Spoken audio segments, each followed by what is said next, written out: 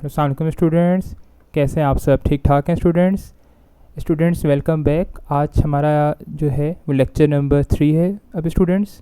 और first 2 lectures जो हैं हमने चैप्टर नंबर 11 इलेक्ट्रोस्टैटिक्स और चैप्टर नंबर 12 करंट अब इलेक्ट्रिसिटी पे जो हैं वो बनाए थे। आप लोगों ने देखे भी हैं और आप लोगों ने काफ़ी ज़्यादा उसको अच्छे तरीके से भी उसको आपने जो है समझा है, अंडरस्टैंड किया है। और आज जो है चैप्टर नंबर 13 को लेके चलते हैं। और स्टूडेंट्स, कल ही मुझे पता चला है कि आपके जो हैं बोर्ड के पेपर्स आगे मज़ीद डिले हो गए हैं और 10 जुलाई से आपके अब एक्सपेक्टेड हैं। 10 जुलाई के बाद से सेकेंड ईयर के और 10th के। तो स्टूडेंट्स, सेकेंड ईयर के स्टूडेंट्स के बाद बहुत अच्छी अपॉर्चुनिटी, उनको ये चांस मिला है कि वो अपनी तैयारी को और अच्छे से अच्छा पॉलिश कर सकें। और उनके सिर्फ अब इलेक्टिव सब्जेक्ट्स के पेपर हो गए मेरे ख्याल से, फ़िज़िक्स, केमिस्ट्री, मैथ, बायो और कंप्यूटर, जिनके जो सब्जेक्ट्स हैं, ठीक है। बाकी इंग्लिश उर्दू वगैरह के आपके पेपर्स नहीं होंगे। और इंग्लिश उर्दू वगैरह के भी जो मेरे सुनने में बात आई है वो वही मार्क्स लगेंगे आपके जितने साइंस सब्जेक्ट्स में मार्क्स हो गए, जितने परसेंटेज, अब उसी परसेंटेज के मार्क्स आपके बाकी सब्जेक्ट्स में भी लगेंगे, इंग्लिश उर्दू वगैरह में। इसलिए स्टूडेंट्स अपने 3 सब्जेक्ट्स पे बहुत फोकस करें, कोशिश करें जितने मैक्सिमम मार्क्स तकरीबन फुल ले सकते हैं लें। और फुल आना मुश्किल भी नहीं है, अगर आपकी तैयारी अच्छी है, आपने हर चीज़ कवर की हुई है, तो इंशाल्लाह आपके फुल भी आ सकते हैं, ठीक है। तो फिज़िक्स, केमिस्ट्री, कंप्यूटर और बायो वगैरह पे काफ़ी फोकस करें। तो स्टूडेंट्स, आज का जो है वो लेक्चर स्टार्ट करते हैं चैप्टर नंबर 13 पे। और क्वेश्चन इसके काफ़ी सारे हैं। लेक्चर थोड़ा सा लेंथी होगा, लेकिन यह है कि आप अगर बेशक लेक्चर को थोड़ा सा स्पीड अप में देख लें या लेक्चर को 2 पार्ट्स में ब्रेक करके देख लें। और अगर लेक्चर आपको पसंद आए तो कमेंट बॉक्स में लाजमी मुझे बताएं, ठीक है। अगर आपको कोई लेक्चर में क्यूरी है या कोई अगर मुझसे मिस्टेक हो जाती है तो आप मुझे कमेंट बॉक्स में लाजमी बताया करें, ठीक है। और लेक्चर अच्छा लगे तो तारीफ़ भी कर दिया करें उसकी, ठीक है। तो स्टूडेंट, लेक्चर आज का स्टार्ट करते हैं हम। तो स्टूडेंट्स, चैप्टर नंबर 13 के इम्पॉर्टेंट क्वेश्चंस जो हैं मैंने चैप्टर के बीच में से बनाए हुए हैं, और जो पास पेपर्स में क्वेश्चंस आए हैं उनको आज डिस्कस करते हैं स्टूडेंट्स। सबसे पहला जो क्वेश्चन है स्टूडेंट, वो आपके पास है कि एक तो आपने मैग्नेटिक इंडक्शन को डिफ़ाइन करना है, और जो यहाँ पे दूसरी चीज़ है वो आपने 1 टेस्ला को, और आपने साथ में एक रिलेशनशिप शो करना है कि 1 वेबर पर मीटर स्क्वायर जो होता है वो 1 टेस्ला के बराबर होता है। सबसे पहले स्टूडेंट्स, मैं आपको ये मैग्नेटिक इंडक्शन, 1 टेस्ला और ये जो उसने रिलेशनशिप कहा है प्रूव करने को, मैं आपको सबसे पहले डेफिनेशंस की ट्रिक्स बताता हूँ कि डेफिनेशंस की ट्रिक्स किस तरह आप याद कर सकते हो। अब डेफिनेशन याद करने के बजाय आप फार्मूला याद रखो कि किसी भी एक कंडक्टर पे जो फोर्स का फार्मूला होता है, मैग्नेटिक फोर्स, अगर किसी कंडक्टर में से करंट फ्लो कर रहा हो और वो कंडक्टर मैग्नेटिक फील्ड में प्लेस किया हुआ हो आपने, तो ये ठीक है। अब आपने मैग्नेटिक इंडक्शन मतलब बी, ठीक है। और याद रखें बी के काफ़ी सारे नाम हैं। बी को मैग्नेटिक इंडक्शन भी कहते हैं, इसको आप मैग्नेटिक फ्लक्स डेंसिटी भी कहते हो, ठीक है। तो इसको मैग्नेटिक फ्लक्स डेंसिटी भी नाम देते हैं, और इसका एक और नाम है, वो है इसका मैग्नेटिक फील्ड स्ट्रेंथ, ठीक है। तो बी के काफ़ी सारे नाम है। अगर कहीं पे मैग्नेटिक इंडक्शन लिखा हो तो वो भी बी है, और अगर कहीं पे मैग्नेटिक फ्लक्स डेंसिटी लिखा हो वो भी यही चीज़ है, और कहीं पे अगर मैग्नेटिक फील्ड स्ट्रेंथ लिखा हो तो वो भी यही चीज़ है, ठीक है। तो आपने बी की डेफिनेशन बतानी है मैग्नेटिक इंडक्शन की। तो सबसे पहले ये फार्मूला आपने लिखा जो आपने चैप्टर के स्टार्ट में पढ़ा है। इसी फार्मूले को अगर आप रीअरेंज करो तो अगर आप यहाँ से बी की इक्वेशन बनाओ तो बी की इक्वेशन बनेगी B is equal to F over I L sine theta, ठीक है। अब B को आपने डिफ़ाइन करना है इन टर्म्स ऑफ फोर्स, ठीक है। अब B देखो, आप ये देखो कि B जो है वो F के इक्वल कब होगा। B F के इक्वल तब होगा जब इसके डिनोमिनेटर्स में सारे पैरामीटर्स 1 हो जाएं, ठीक है। अब 1 होने का मतलब ये है कि करंट कितना हो, 1 एम्पेयर, लेंथ कितनी हो, वो हो 1 मीटर, और साइन थीटा का आंसर भी 1 है। और साइन थीटा का आंसर 1 तब आएगा जब थीटा की वैल्यू 90 हो। अब इन तमाम पैरामीटर्स को आपने ज्वाइन करना है, ठीक है। अब किस तरह ज्वाइन करना है, आप कहोगे कि सर अगर मेरे पास एक कंडक्टर हो या एक वायर हो जिसकी लेंथ हो 1 मीटर, और ये थीटा किसके दरमियान एंगल होता है, ये होता है मैग्नेटिक फील्ड और लेंथ के दरमियान। तो अगर आपके पास एक कंडक्टर हो जिसकी लेंथ हो 1 मीटर, और वो कंडक्टर अगर आपने मैग्नेटिक फील्ड में किस तरह रखा हुआ हो, 90 के एंगल पे, मतलब परपेंडिकुलर रखा हुआ हो, और उस कंडक्टर में से अगर 1 एम्पेयर करंट फ्लो कर रहा हो तो उस कंडक्टर पे जितनी अमाउंट ऑफ फोर्स लगेगी उसको हम नाम देंगे मैग्नेटिक इंडक्शन। ठीक है स्टूडेंट्स, दोबारा देखें, अगर आपके पास एक कंडक्टर हो जिसकी लेंथ 1 मीटर हो और वो कंडक्टर आपने मैग्नेटिक फील्ड के साथ यहाँ पे राइट एंगल पे रखा हुआ हो और उस कंडक्टर में से अगर करंट 1 एम्पेयर फ्लो कर रहा हो तो उस कंडक्टर पे जितनी अमाउंट ऑफ फोर्स लगेगी उसको हम नाम देंगे मैग्नेटिक इंडक्शन। तो यही स्टूडेंट इसकी डेफिनेशन है कि magnetic induction is defined as the force यहाँ पे acting on 1 metre length of the conductor placed at right angle to the magnetic field when 1 ampere current is passing through it. ठीक है, तो definition याद ना करें, सिर्फ फार्मूला याद रखें और चीज़ों को कनेक्ट करना सीखें। ठीक है, कि लेंथ 1 मीटर हो और करंट इस तरह हो तो आप इसकी डेफिनेशन खुद ही बना सकते हो और वर्डिंग आगे पीछे हो सकती है, कोई उसमें इशू नहीं है, लेकिन आपकी सेंस ठीक बन रही हो। अच्छा स्टूडेंट, अगली जो डेफिनेशन थी वो थी 1 टेस्ला की। तो ये डेफिनेशन जो लिखी हुई है ये 1 टेस्ला की डेफिनेशन है। ठीक है, अब 1 जो यहाँ पर इसकी डेफिनेशन भी मैं आपको ऐसे ही बताता हूँ डिफ़ाइन करने को, ये भी आपने याद नहीं रखनी। वही आप मैग्नेटिक फोर्स का फॉर्मूला लिखें बी का, F is equal to I L B sine theta. यहाँ से वही बी की इक्वेशन बनाएं तो बी की इक्वेशन बनेगी F B over I L sine theta. अब देखें बी की जो यूनिट होती है ना वो होती है टेस्ला। तो यहाँ पे उसने डेफिनेशन पूछी है 1 टेस्ला की। अब आप खुद सोचो बी का आंसर 1 टेस्ला कब आएगा, जब इसकी राइट साइड में सारे पैरामीटर्स कितने हो 1 1 हो, मतलब मैग्नेटिक फोर्स भी कितनी हो 1 न्यूटन, करंट भी कितना हो 1 एम्पेयर, लेंथ भी कितनी हो 1 मीटर और थीटा भी कितना हो 90, थीटा 90 का। अब इन सब को जोड़ें आप, देखें फ़र्क क्या है। फ़र्क यह है कि ऊपर वाली डेफिनेशन में मैग्नेटिक इंडक्शन की डेफिनेशन में हमने कहा था कि अमाउंट ऑफ फोर्स जितनी लगेगी उसको हमने मैग्नेटिक इंडक्शन नाम दे दिया था, लेकिन यहाँ पे हम मैग्नेटिक फोर्स को भी डिफाइन कर देंगे 1 न्यूटन। ठीक है, अब देखते हैं किस तरह। आप कहोगे कि सर अगर हमारे पास अब एक कंडक्टर हो जिसकी लेंथ 1 मीटर हो और अगर वो मैग्नेटिक फील्ड के साथ राइट एंगल के साथ मतलब मैग्नेटिक फील्ड के साथ अगर वो राइट एंगल बना रहा हो और उस कंडक्टर में से अगर करंट 1 एम्पेयर फ्लो कर रहा हो और उस कंडक्टर पे फोर्स कितनी लग रही हो 1 न्यूटन, तब जो मैग्नेटिक इंडक्शन होगी उसको आप कहोगे 1 टेस्ला। ठीक है, तो मैग्नेटिक फील्ड को आप 1 टेस्ला तब कह सकते हो जब उसमें रखे हुए कंडक्टर पे फोर्स 1 न्यूटन लग रही हो। कब? जब उसकी लेंथ 1 मीटर हो, करंट 1 एम्पेयर हो और वो राइट एंगल पे रखा हो। तो ये इसकी डेफिनेशन है कि a magnetic field is said to have a strength of 1 tesla if it exerts a force of 1 Newton on 1 meter length of the conductor placed at right angle to the magnetic field when a current of 1 ampere passes through the conductor। ठीक है, तो बिल्कुल पिछली definition की तरह ही है। वहाँ पे हमने फोर्स को 1 न्यूटन नहीं कहा था, वहाँ पे हमने कहा था amount of force is called magnetic up induction. तो ये स्टूडेंट जो अब डेफिनेशन है ये आपके पास है 1 यहाँ पे टेस्ला की। ठीक है, अच्छा मैग्नेटिक फील्ड की और यूनिट्स भी होती हैं, ये टेस्ला है, एक गॉस यूनिट भी होती है। ठीक है, वो आप जो है छोटी यूनिट है, अगर आपने कहीं पे वीक मैग्नेटिक फील्ड डिस्कस करनी तो वहाँ पे आप गॉस डिस्कस करते हो। अब स्टूडेंट इसमें एक चीज़ ज़रा देखते हैं यूनिट्स में, इसमें काफ़ी स्टूडेंट्स ना ज़रा कंफ्यूज होते हैं स्टूडेंट्स। अब सबसे पहले बी की यूनिट निकालते हैं, बी का यूनिट निकालते हैं फॉर्मूले से F over I L sine theta. ठीक है, अब फोर्स की यूनिट आपको पता है, फोर्स की यूनिट होती है न्यूटन, करंट की यूनिट एम्पेयर, लेंथ की यूनिट मीटर और साइन थीटा और कॉस थीटा और टेंजेंट थीटा ये सारी ट्रिग्नोमेट्रिक यहाँ पे रेशो हैं तो इनकी कोई यूनिट नहीं होती। तो बी की यूनिट स्टूडेंट्स क्या आई, बी की यूनिट आई न्यूटन पर एम्पेयर पर मीटर। ठीक है, और स्टूडेंट्स ये जो न्यूटन पर एम्पेयर पर मीटर है इसको हम नाम देते हैं टेस्ला। ठीक है, और अगर आपसे पूछे कि जी 1 टेस्ला किसकी इक्वल है तो वो ये है 1 न्यूटन पर एम्पेयर पर मीटर के बराबर है। ठीक है, तो ये आपने याद रखना है कि टेस्ला क्या होता है, ये होता है न्यूटन पर एम्पेयर पर मीटर। जो भी रिलेशन है वो ऊपर के 1 टेस्ला का प्रूफ करें कि 1 यहाँ पे वेबर पर मीटर स्क्वायर, वो मैं आपको थोड़ा सा जाके आगे करवाता हूँ। ठीक है, जहाँ पे मैग्नेटिक फ्लक्स यहाँ पे डेंसिटी का क्वेश्चन आएगा। अच्छा, अगला स्टूडेंट जो क्वेश्चन मैंने बनाया है वो है, ये इंपॉर्टेंट क्वेश्चन हैं, मैंने पूरा चैप्टर समझ लें यहाँ पे खंगाला है, उसमें से जो क्वेश्चंस बन सकते हैं ना वो मैंने बना दिए आपको।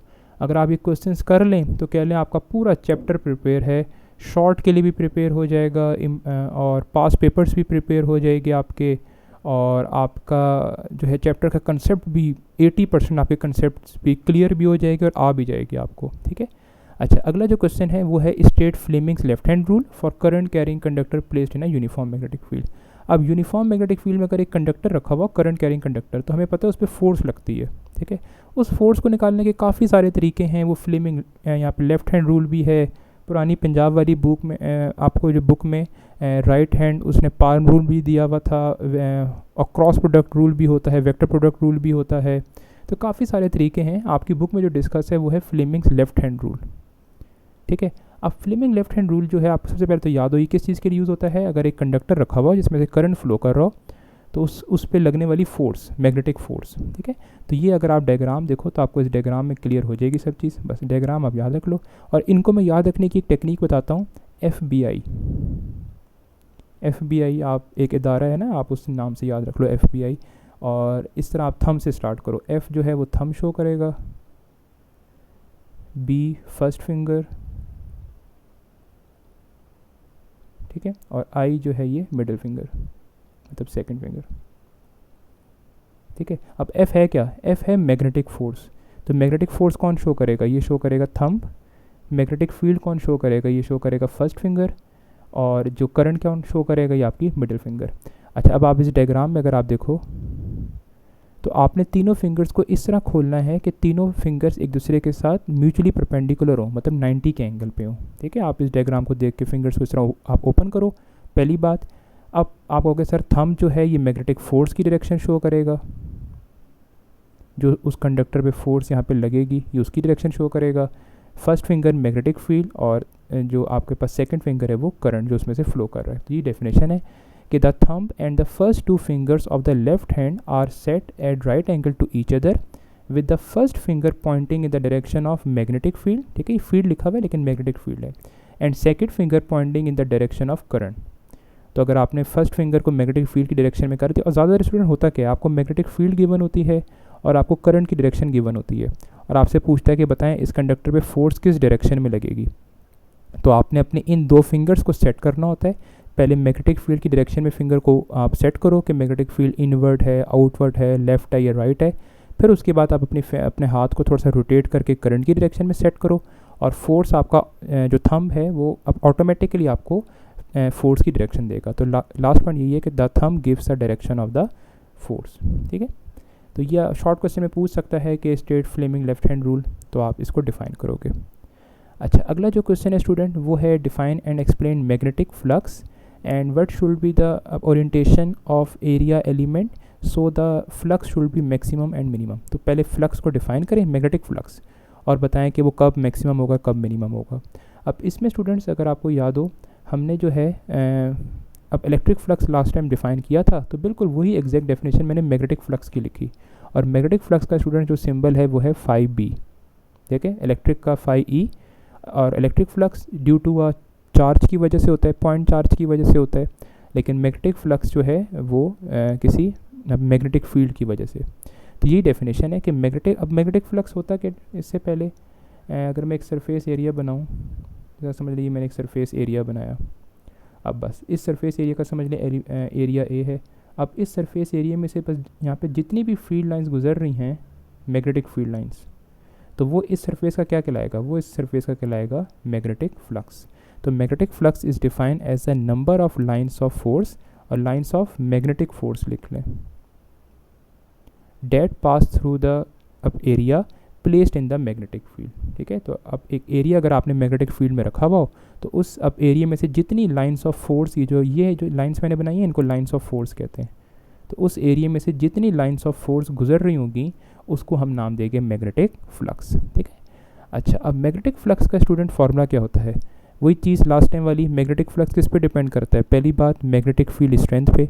जितनी ज़्यादा मैग्नेटिक फील्ड स्ट्रेंथ होगी उतनी ज़्यादा लाइंस क्लोज होंगी, उतना ज़्यादा फ्लक्स पास करेगा, पहली बात। और यहाँ पे दूसरी बात ये है कि मैग्नेटिक फ्लक्स एक और चीज़ पे डिपेंड करता है, वो है एरिया।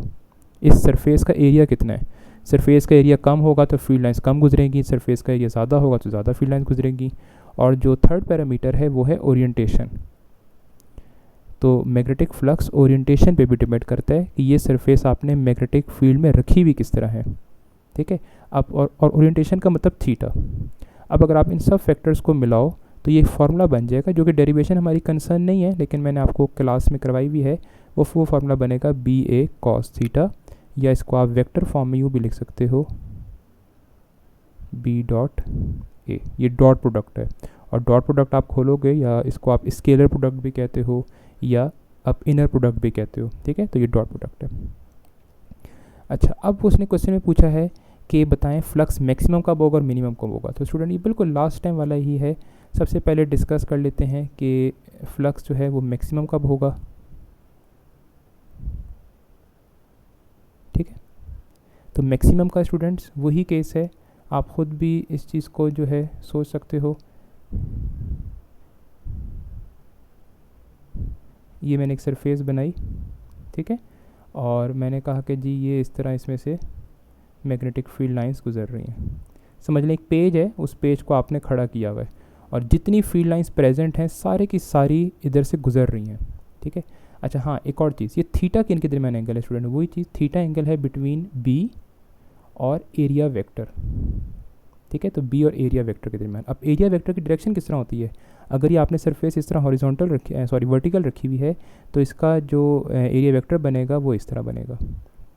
तो ये इसके एरिया वेक्टर की डायरेक्शन है, ठीक है। अब अगर आप इस केस में देखो तो इस केस में थीटा जो है कितना बन रहा है, इस केस में थीटा बन रहा है 0, ठीक है। तो इस केस में आप थीटा कितना पुट करोगे, थीटा आप पुट करोगे 0, और थीटा आप 0 क्यों पुट कर रहे हो, क्योंकि आपको डायग्राम से ही पता चल रहा है कि बी की डायरेक्शन भी राइट साइड है और एरिया वेक्टर की डायरेक्शन भी राइट साइड है। और आप मैग्नेटिक फ्लक्स के फॉर्मूले में ये चीज़ पुट कर दो, बी ए कॉस थीटा, और थीटा की वैल्यू 0 और कॉस 0 आपको पता है कि वो 1 होता है। तो इस केस में जो मैग्नेटिक फ्लक्स होगा वो मैक्सिमम होगा, ठीक है। तो ये मैक्सिमम का केस हो गया। अच्छा, अगला जो केस है वो है मिनिमम। तो मिनिमम कब होगा, मिनिमम मतलब जब आपने सरफेस समझ लें,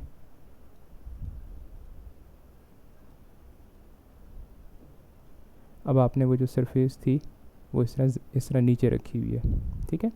तो अब क्या होगा, समझ लें कि मैग्नेटिक फील्ड लाइंस इस तरह पास कर रही हैं।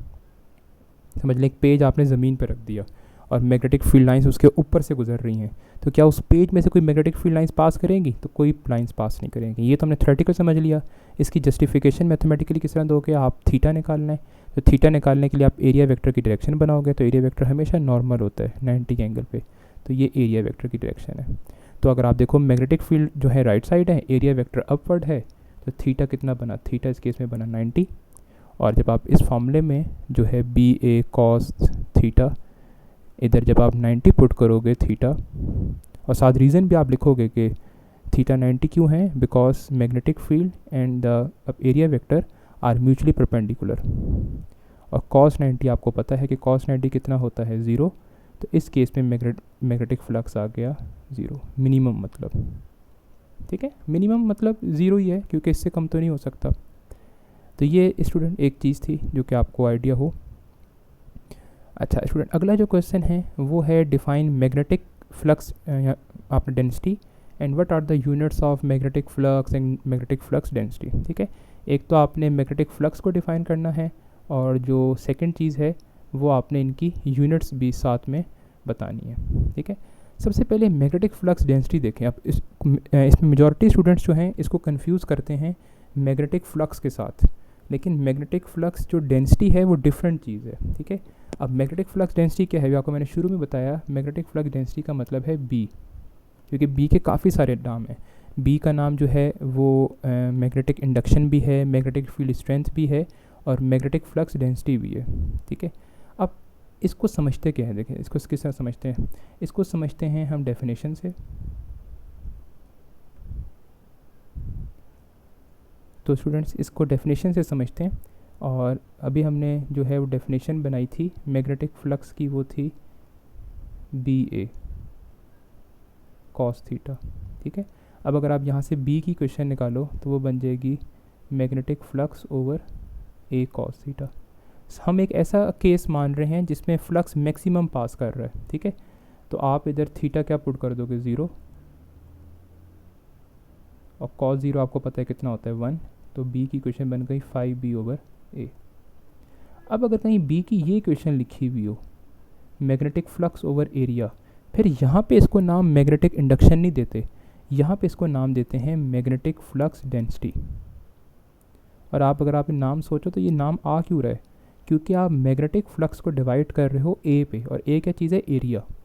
तो अगर आप मैग्नेटिक फ्लक्स को एरिया पे डिवाइड करो तो वो कहलाएगा मैग्नेटिक फ्लक्स डेंसिटी। ठीक है, अब इसकी डेफिनेशन आप क्या बनाओगे, इसकी डेफिनेशन बनाने का देखो वही तरीका है, आपने बी को मैग्नेटिक फ्लक्स के इक्वल करना है, और इक्वल करने के लिए आप क्या करोगे, आप कहोगे कि सर अब एरिया कितना होना चाहिए, एरिया होना चाहिए 1 मीटर स्क्वायर। तो डेफिनेशन क्या बनी, अगर आपके पास एक सरफेस हो जिसका अब एरिया 1 मीटर स्क्वायर हो, तो उसमें से जितनी मैग्नेटिक फील्ड लाइंस पास करेंगी वो कहलाएगा मैग्नेटिक फ्लक्स डेंसिटी। ठीक है, दोबारा देखें, अगर किसी सरफेस का एरिया 1 मीटर स्क्वायर हो, उसमें से जितनी number of field lines, magnetic field lines pass करेंगी वो चीज़ कहलाएगी मैग्नेटिक फ्लक्स डेंसिटी। अब ज़रा डेफिनेशन देखते हैं इसकी। तो देखिए ये स्टूडेंट्स की डेफिनेशन है कि number of magnetic field lines passing through, यहाँ पे क्या लिखा है, यूनिट एरिया, और यूनिट एरिया का मतलब है कि 1 मीटर स्क्वायर। ये भी कह सकते हैं, ये भी कह सकते हैं कि magnetic flux per unit area, कि 1 मीटर स्क्वायर का जितना मैग्नेटिक फ्लक्स होता है उसको मैग्नेटिक फ्लक्स डेंसिटी नाम देते हैं। अच्छा स्टूडेंट, अब आते हैं इसकी, हम यहाँ पे इस पे डेफिनेशन पे, बल्कि डेफिनेशन तो हो गई यूनिट पे। ठीक है, तो अच्छा अब यूनिट से पहले एक चीज़, अब जरा यहाँ पे यूनिट ज़रा डिटेल में डिस्कस करते हैं। सबसे पहले डिस्कस करते हैं फ्लक्स की यूनिट। फ्लक्स की यूनिट हमने देखी थी BA, फॉर्मूला था BA cos थीटा। अब इधर ज़रा पुट करते हैं। अच्छा अब देखें, अब बारी बारी करते हैं। सबसे पहले B की जगह पुट करके देखते हैं हम टेस्ला, तो क्या बनेगी, टेस्ला आ गया B की जगह, और एरिया की जगह आ गया मीटर स्क्वायर, और cos थीटा की कोई यूनिट नहीं है, तो एक यूनिट आ गई मैग्नेटिक फ्लक्स की, वो आ गई टेस्ला मीटर स्क्वायर।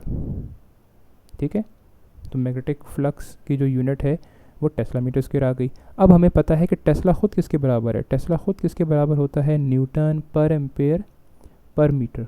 अब हम इसी क्वेश्चन में टेस्ला की जगह तरह ये सब्स्टिट्यूशन करके देखते हैं, न्यूटन पर एम्पेयर पर मीटर, और साथ मीटर स्क्वायर ऐसे ही। तो इसकी एक और यूनिट आ गई, वो आ गई न्यूटन पर एम्पेयर, और साथ में m-1 और m+2 मिलके हो गए सिर्फ m+1। तो इसको आप यूँ भी ले सकते हो, न्यूटन मीटर पर एम्पेयर। तो ये एक और यूनिट आ गई किसकी, मैग्नेटिक फ्लक्स की। ठीक है, अब स्टूडेंट ये जो यूनिट हमने निकाली ना मैग्नेटिक फ्लक्स की, जो आई यूनिट न्यूटन मीटर पर एम्पेयर, इस यूनिट को नाम देते हैं वेबर। ये चीज़ याद रखें, इसको नाम देते हैं वेबर। और 1 वेबर किसके बराबर होता है, 1 वेबर इसी के बराबर है, मतलब 1 न्यूटन मीटर पर एम्पेयर। तो ये आपने अच्छी तरह देखना है, न्यूटन मीटर पर एम्पेयर लिखा हुआ हो तो वो वेबर होता है, न्यूटन और साथ में पर मीटर पर एम्पेयर लिखा हुआ हो तो वो टेस्ला होता है। ठीक है, तो ये तो मैंने आपको यूनिट्स बता दी, मैग्नेटिक फ्लक्स की यूनिट्स बता दी। ठीक है, अब आते हैं अगली चीज़ पे, अब आते हैं मैग्नेटिक फ्लक्स डेंसिटी की यूनिट पे। अब देखें बी की यूनिट हमने एक निकाली टेस्ला शुरू में कहा, और हमने कहा टेस्ला खुद किसके बराबर है, टेस्ला बराबर है न्यूटन पर एम्पेयर पर मीटर के। अब एक और ज़रा बी की यूनिट निकालते हैं। बी का फार्मूला वही यूज़ करते हैं, flux over A cos theta. ठीक है, अब जो हमने फ्लक्स की नई यूनिट निकाली है ना, फ्लक्स की हमने नई यूनिट कौन सी निकाली, हमने निकाली है अभी यहाँ पे वेबर। अब ज़रा वेबर पुट करके देखते हैं फ्लक्स की जगह। तो फ्लक्स की जगह वेबर पुट कर दिया, एरिया की जगह मीटर स्क्वायर पुट कर दिया, और cos थीटा की कोई यूनिट नहीं, तो ये एक नई यूनिट बन गई, ये बन गई वेबर पर मीटर स्क्वायर। समझ आई। और क्योंकि ये जो WB स्टैंड कर रहा है वेबर, तो B की फिर कितनी यूनिट्स हो गई, B की असल में 2 या 3 कह लें। एक यूनिट हो गई यहाँ पे टेस्ला, और टेस्ला खुद किसके बराबर है, टेस्ला बराबर है न्यूटन पर एम्पेयर पर मीटर, और B की एक और यूनिट है वेबर पर मीटर स्क्वायर। ठीक है, अच्छा अब उसने जो आप ऊपर एक क्वेश्चन था जो कि मैंने आपको स्किप कराया था, वो ये था कि प्रूफ करें 1 वेबर पर metre square is equal to Tesla.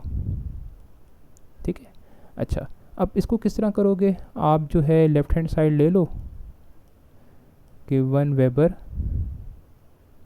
पर मीटर स्क्वायर। ठीक है, अब बस सिर्फ आपने जो है वेबर निकालना है कि वेबर किसके बराबर होता है। तो आप कहोगे कि जी वेबर किसकी यूनिट है, वेबर यूनिट है, आपको मैंने किसकी बताया, मैग्नेटिक फ्लक्स की। ठीक है, अच्छा, अब आप कहोगे कि मैग्नेटिक फ्लक्स की अगर यूनिट है तो वेबर खुद किसके बराबर है, उसके लिए आप मैग्नेटिक फ्लक्स का फार्मूला पुट करोगे, बी ए कॉस थीटा, और बी की यूनिट आप क्या पुट करोगे, बी की यूनिट आप पुट करोगे यहाँ पे न्यूटन पर एम्पेयर पर मीटर, एरिया की यूनिट मीटर स्क्वेयर, और ये फिर क्या बन जाएगा, ये बन जाएगा न्यूटन, ये आपको मैं शॉर्ट क्वेश्चन करने का तरीका बता रहा हूँ, न्यूटन मीटर पर एम्पेयर। तो ये आ गई फ्लक्स की यूनिट, ठीक है, मैग्नेटिक फ्लक्स की। और यही चीज़ असल में किसके बराबर है, यही चीज़ बराबर है किसके, वेबर के। तो वेबर की जगह अभी पूरी ये सब्स्टिट्यूशन कर दो कि न्यूटन मीटर पर एम्पेयर, तो यही किया हमने, वेबर की जगह लिख दिया न्यूटन मीटर पर एम्पेयर, और मीटर स्क्वेयर ऐसे ही आ गया, अब मीटर -2, इन दोनों को सॉल्व कर लें तो ये बन जाएगा न्यूटन पर मीटर पर एम्पेयर। और ये न्यूटन पर मीटर पर एम्पेयर किसके बराबर है, ये बराबर है टेस्ला के। तो ये एक छोटी सी डेरिवेशन है जो कि बस आपने ये इस तरह प्रूव करनी है कि ये 1 वेबर पर मीटर स्क्वायर और टेस्ला आपस में इक्वल है। अच्छा, अगला स्टूडेंट क्वेश्चन जो है वो न्यूमेरिकल है और बहुत इंपॉर्टेंट है। तमाम न्यूमेरिकल्स इस चैप्टर के आसान हैं, ये थोड़ा सा ट्रिकी है, ठीक है। अच्छा, अब इस क्वेश्चन में क्या कह रहा है 2 पैरेलल वायर्स हैं आपके पास, ठीक है, 2 वायर्स बना लेते हैं, और कह रहा है एक वायर जो है वो अच्छी हो गई, तो ये हमने जो है ये 2 वायर्स बना लिए और पैरेलल वायर्स हैं ये, ठीक है। अच्छा, अब वो कह रहा है कि 2 पैरेलल वायर्स हैं, दोनों 3 सेंटीमीटर अपार्ट हैं, मतलब दोनों के दरमियान जो डिस्टेंस है वो कितना है 3 सेंटीमीटर, और इसको डायरेक्टली मीटर में कन्वर्ट कर लें, 100 से डिवाइड कर दें तो 0.03 मीटर। और कह रहे हैं इनमें ये कितना करंट कैरी कर रही है, एक वायर 8 एम्पेयर और एक 2 एम्पेयर, तो समझ लें एक वायर में करंट फ्लो कर रहा है 8 एम्पेयर और एक वायर में फ्लो कर रहा है 2 एम्पेयर, ठीक है। अच्छा, कह रहा है what is the magnitude of magnetic field Midway. अब देखें इस क्वेश्चन में इसने बताया नहीं गया कि करंट सेम डायरेक्शन में या अपोजिट डायरेक्शन में। अगर क्वेश्चन में मेंशन ना हो ना तो आपने अज्यूम कर लेना है कि करंट सेम डायरेक्शन में फ़्लो कर रहा है, क्योंकि उसने आपको एक्सरसाइज वगैरह में या एग्जाम्पल में क्वेश्चन दिया हुआ है जिसने उसने लिखा हुआ है कि in different direction opposite directions, फिर आप करंट अपोजिट डायरेक्शन में ले लोगे, लेकिन अगर मेंशन ना हो तो आपने सेम डायरेक्शन में ले लेना है।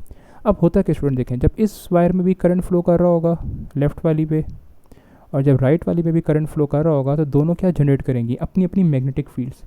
दोनों की मैग्नेटिक फील्ड्स एक दूसरे के साथ इंटरेक्शन करेंगी और उसकी वजह से या तो एक दूसरे को ये अट्रैक्ट करेंगी या रिपेल करेंगी, ठीक है। अब मैं आपको थोड़ा सा इसकी टेक्निक बताता हूँ, वो अगर आपको समझ आ जाती है तो बहुत अच्छी बात है, वरना आप ज़बानी भी कर सकते हैं इसको।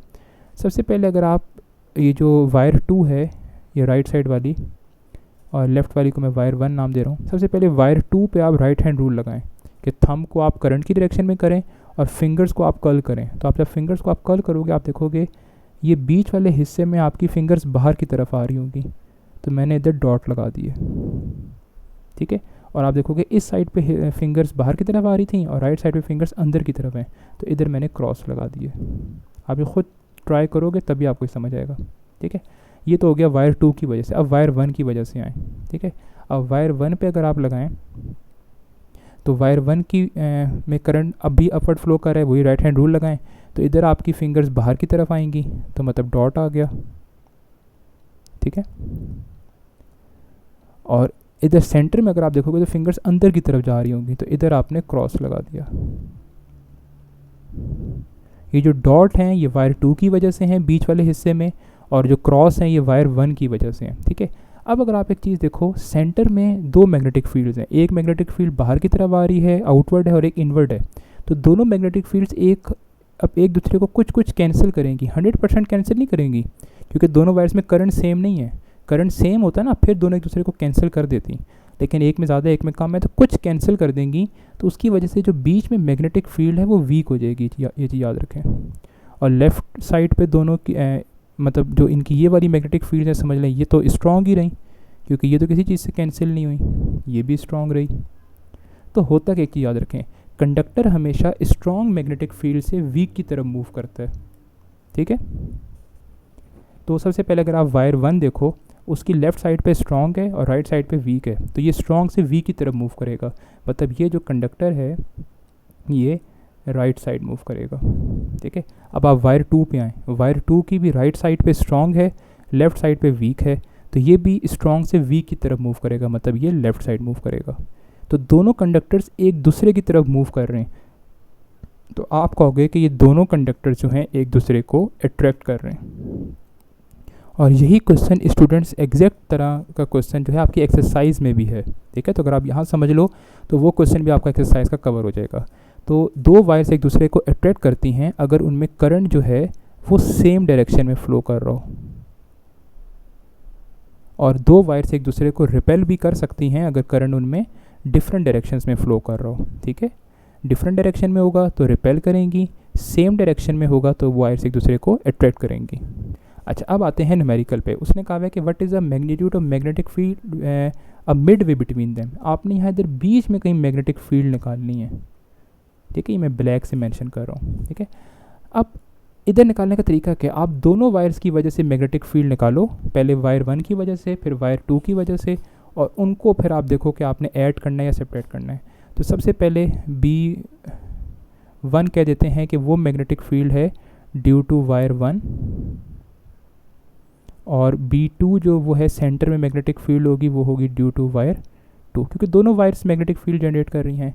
तो नेट मैग्नेटिक फील्ड क्या होगी, नेट मैग्नेटिक फील्ड होगी, आप इन दोनों को ऐड कर दो। अब स्टूडेंट ये चीज़ आपने याद रखनी है, देखें ऐड भी हो सकती हैं, सब्ट्रैक्ट भी हो सकती है, मैंने दोनों साइन लगा दिए।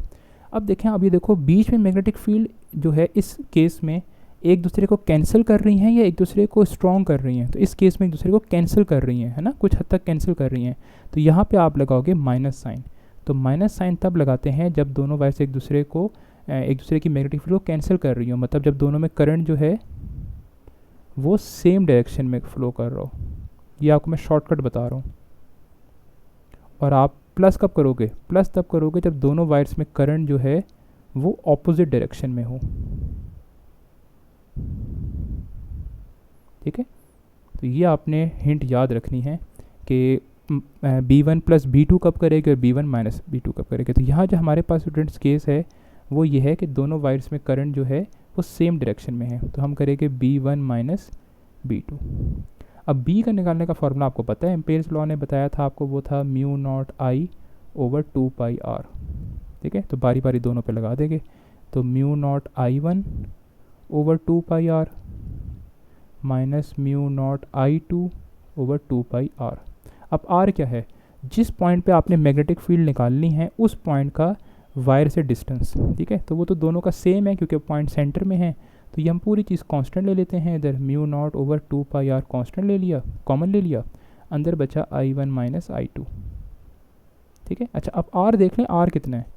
अगर आप डायग्राम में देखो तो ये टोटल वायर्स के दरमियान डिस्टेंस था 3 सेंटीमीटर, जिसको हमने मीटर में कहा 0.03 मीटर।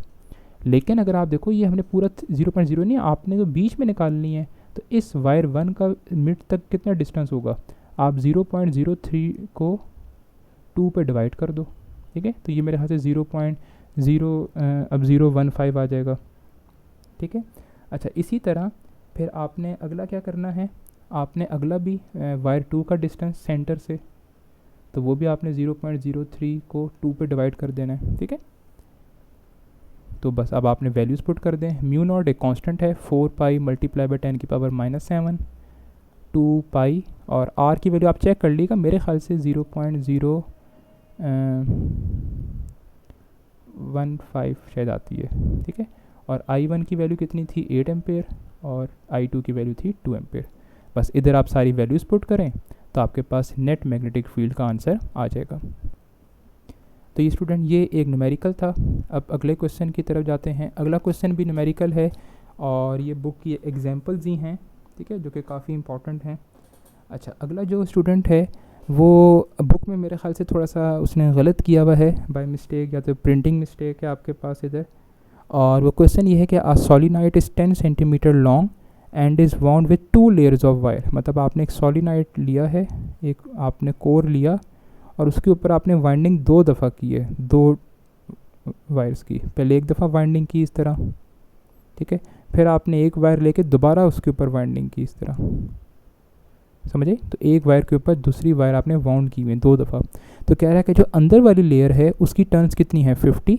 तो जो अंदर वाली अब इनर लेयर है, क्योंकि आपने एक लेयर के ऊपर दूसरी लेयर की ना, तो अंदर जो पहले आपने की अंदर वाली, उसकी आपको नंबर ऑफ़ टर्न्स गिवन है, वो गिवन है 50 टर्न्स, और कह रहा है कि जो अब आउटर लेयर है उसकी हम नंबर ऑफ टर्न्स को N2 कह देते हैं, तो N2 जो है वो आउटर लेयर के बारे में है, ठीक है, और वो टर्न्स हैं 40 टर्न्स, ठीक है। अच्छा, अब पूरी जो सोलिनॉइड की लेंथ कितनी है वो 10 सेंटीमीटर, तो लेंथ कितनी है 10 सेंटीमीटर, इसको आप मीटर में कन्वर्ट कर लो तो 100 से डिवाइड तो आ जाएगा 0.01 मीटर, ठीक है। अच्छा, अब वो कह रहा है कि दोनों में कितना करंट फ्लो कर रहा है, दोनों में करंट फ्लो कर रहा है 3 एम्पेयर, सॉरी क्वेश्चन मार्क नहीं, 3 एम्पेयर। तो दोनों वायर्स में जो करंट फ्लो कर रहा है वो फ्लो कर रहा है 3 एम्पेयर। अब वो कह रहा है कि what is the magnitude of magnetic flux density, मतलब बी निकालना है। देखें मैग्नेटिक फ्लक्स डेंसिटी आ गया ना, along the axis of the solenoid, मतलब इस सोलिनॉइड के अंदर बताएं कितनी magnetic field magnetic flux density होगी, बी निकालना है, ठीक है। तो बी आपने निकालना है। अब यहाँ पे भी वही सुपरपोजिशन प्रिंसिपल लगाएंगे, पहले आप अंदर मैग्नेटिक फील्ड निकालोगे आप इनर लेयर की वजह से, फिर आप मैग्नेटिक फील्ड निकालोगे आउटर लेयर की वजह से, और दोनों को ऐड कर दोगे। तो नेट मैग्नेटिक फील्ड का जो फार्मूला होगा वो होगा magnetic field due to inner layer, उसको मैं आई एल लिख रहा हूँ inner layer, plus magnetic field due to outer layer, उसको मैं ओ एल लिख रहा हूँ, ठीक है। अब सोलिनॉइड की मैग्नेटिक फील्ड का आपको फार्मूला पता है, वो है B is equal to mu naught N I. अब यहाँ पे स्मॉल है एन है, और स्मॉल एन का फार्मूला होता है कैपिटल एन ओवर एल, ठीक है। अब आप बारी बारी इधर फार्मूला लिख दो, पहले आप इनर लेयर के लिए फार्मूला लिख दो, इनर लेयर के लिए फार्मूला बनेगा म्यू नॉट N1, आई के साथ बेशक 1 ना लिखें क्योंकि उसमें दोनों वायर्स में काफ़ी करंट सेम है, और आउटर लेयर का फार्मूला बनेगा म्यू नॉट N2 आई।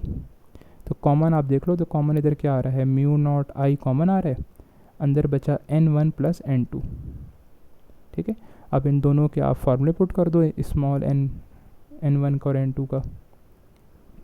तो स्मॉल N1 का फार्मूला क्या होगा, कैपिटल N ओवर L, और स्मॉल N2 का होगा capital N2 over L। L के साथ 1 2 से नहीं लिखा क्योंकि सोलिनॉइड की तो लेंथ सेम है, बस आप इधर वैल्यूज पुट कर दो। म्यू नॉट की वैल्यू होती है 4 पाई मल्टीप्लाई बाई 10 की पावर -7, आई की वैल्यू जो है आई थिंक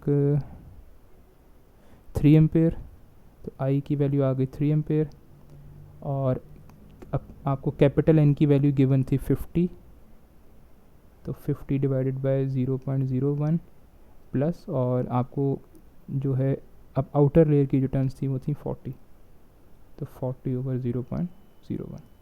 और कैलकुलेटर्स आपके पास आजकल साइंटिफिक कैलकुलेटर्स हैं, बस उनको यूज़ अच्छी तरह किया करें ध्यान से, बस ये पूरी इक्वेशन आप उधर पुट करें और ये आपके पास आंसर जो है वो आ जाएगा। अब देख लीजिएगा बुक वाला आंसर आता है या नहीं आता, लेकिन बुक में उसने एक मिस्टेक है, वो आप मिस्टेक खुद फाइंड आउट किएगा। उसने अब कैपिटल N को ही स्मॉल n लिखा हुआ है, ठीक है, जो कि गलत है, ठीक है। तो इसको आप सॉल्व किएगा। अगले क्वेश्चन की तरफ जाते हैं, और वो है show that work done by magnetic field is zero, ठीक है। आपने ये शो करना है कि मैग्नेटिक फील्ड की वजह से जो वर्क डन होता है वो ज़ीरो होता है, ठीक है। या तो ये क्वेश्चन ये मैंने खुद बनाया हुआ था, लेकिन मैंने पास्ट पेपर चेक किए तो उसमें भी इसी तरह का क्वेश्चन आया हुआ है कि suppose that a charge Q is moving in a uniform magnetic field with velocity V, why is there no work done by the magnetic force that acts on the charge. तो ये भी वही question है, सिर्फ उसने थोड़ा describe कर दिया है, और ये 2 दफ़ा आया है आपके पास पेपर्स में, 2018 के सप्लीमेंट्री पेपर में और 2016 के सप्लीमेंट्री में। अब सबसे पहले उसने ये देखो आपको कहा है कि एक चार्ज पार्टिकल जो है वो विद वेलोसिटी v के साथ मूव कर रहा है यूनिफॉर्म मैग्नेटिक फील्ड में, ठीक है। तो वो वर्क डन क्यों नहीं करता, उस पर मतलब मैग्नेटिक फोर्स क्यों नहीं वर्क डन करती। सबसे पहले आपको पता है, हम अगर ये मानें कि चार्ज पार्टिकल जो है वो परपेंडिकुलर ही एंटर हुआ है, तो हमें पता है कि वो चार्ज पार्टिकल जो है वो कौन सी मोशन कर रहा होगा, वो मोशन कर रहा होगा सर्कुलर मोशन, ठीक है। ये चीज़ हमें पता है थ्योरी में, अगर उसका थीटा 90 है तो वो सर्कुलर मोशन कर रहा होगा। अब सर्कुलर मोशन जिस तरह समझ लें, ये इलेक्ट्रॉन था आपके पास, कोई भी चार्ज पार्टिकल मान लें, समझ लें इलेक्ट्रॉन है। अब अगर ये इलेक्ट्रॉन सर्कुलर मोशन कर रहा है, इस तरह सर्कुलर में मूव कर रहा है, तो आपको पता है सर्कुलर मोशन में मूव कराने के लिए एक फोर्स रिक्वायर्ड होती है, वो होती है सेंट्रीपिटल फोर्स रिक्वायर्ड होती है। और आपको ही पता है कि सेंट्रीपिटल फोर्स की डायरेक्शन हमेशा कहाँ होती है, सेंट्रीपिटल फोर्स की डायरेक्शन हमेशा जो होती है वो टूवर्ड्स द सेंटर होती है, तभी इसका नाम सेंटर सीकिंग फोर्स भी होता है या सेंट्रीफ्यूगल फोर्स भी होता है। तो अगर ये सेंट्रीपिटल फोर्स की डायरेक्शन है, यहाँ पे भी अगर ये इलेक्ट्रॉन अगर इधर आ जाएगा तब भी इस पे सेंट्रीपिटल फोर्स की डायरेक्शन इधर आएगी, ये इलेक्ट्रॉन अगर इधर आ जाएगा तब भी से, मतलब सेंट्रीपिटल फोर्स की डायरेक्शन हमेशा टूवर्ड्स सा सेंट्रीपिटल फोर्स होती है। और यहाँ इसको सेंट्रीपिटल फोर्स प्रोवाइड कौन कर रहा है, यहाँ इसको सेंट्रीपिटल फोर्स प्रोवाइड कर रही है मैग्नेटिक फोर्स, ठीक है। तो हम मैग्नेटिक सेंट्रीपिटल फोर्स की जगह मैग्नेटिक फोर्स पुट कर सकते हैं और वाइस वर्सा भी।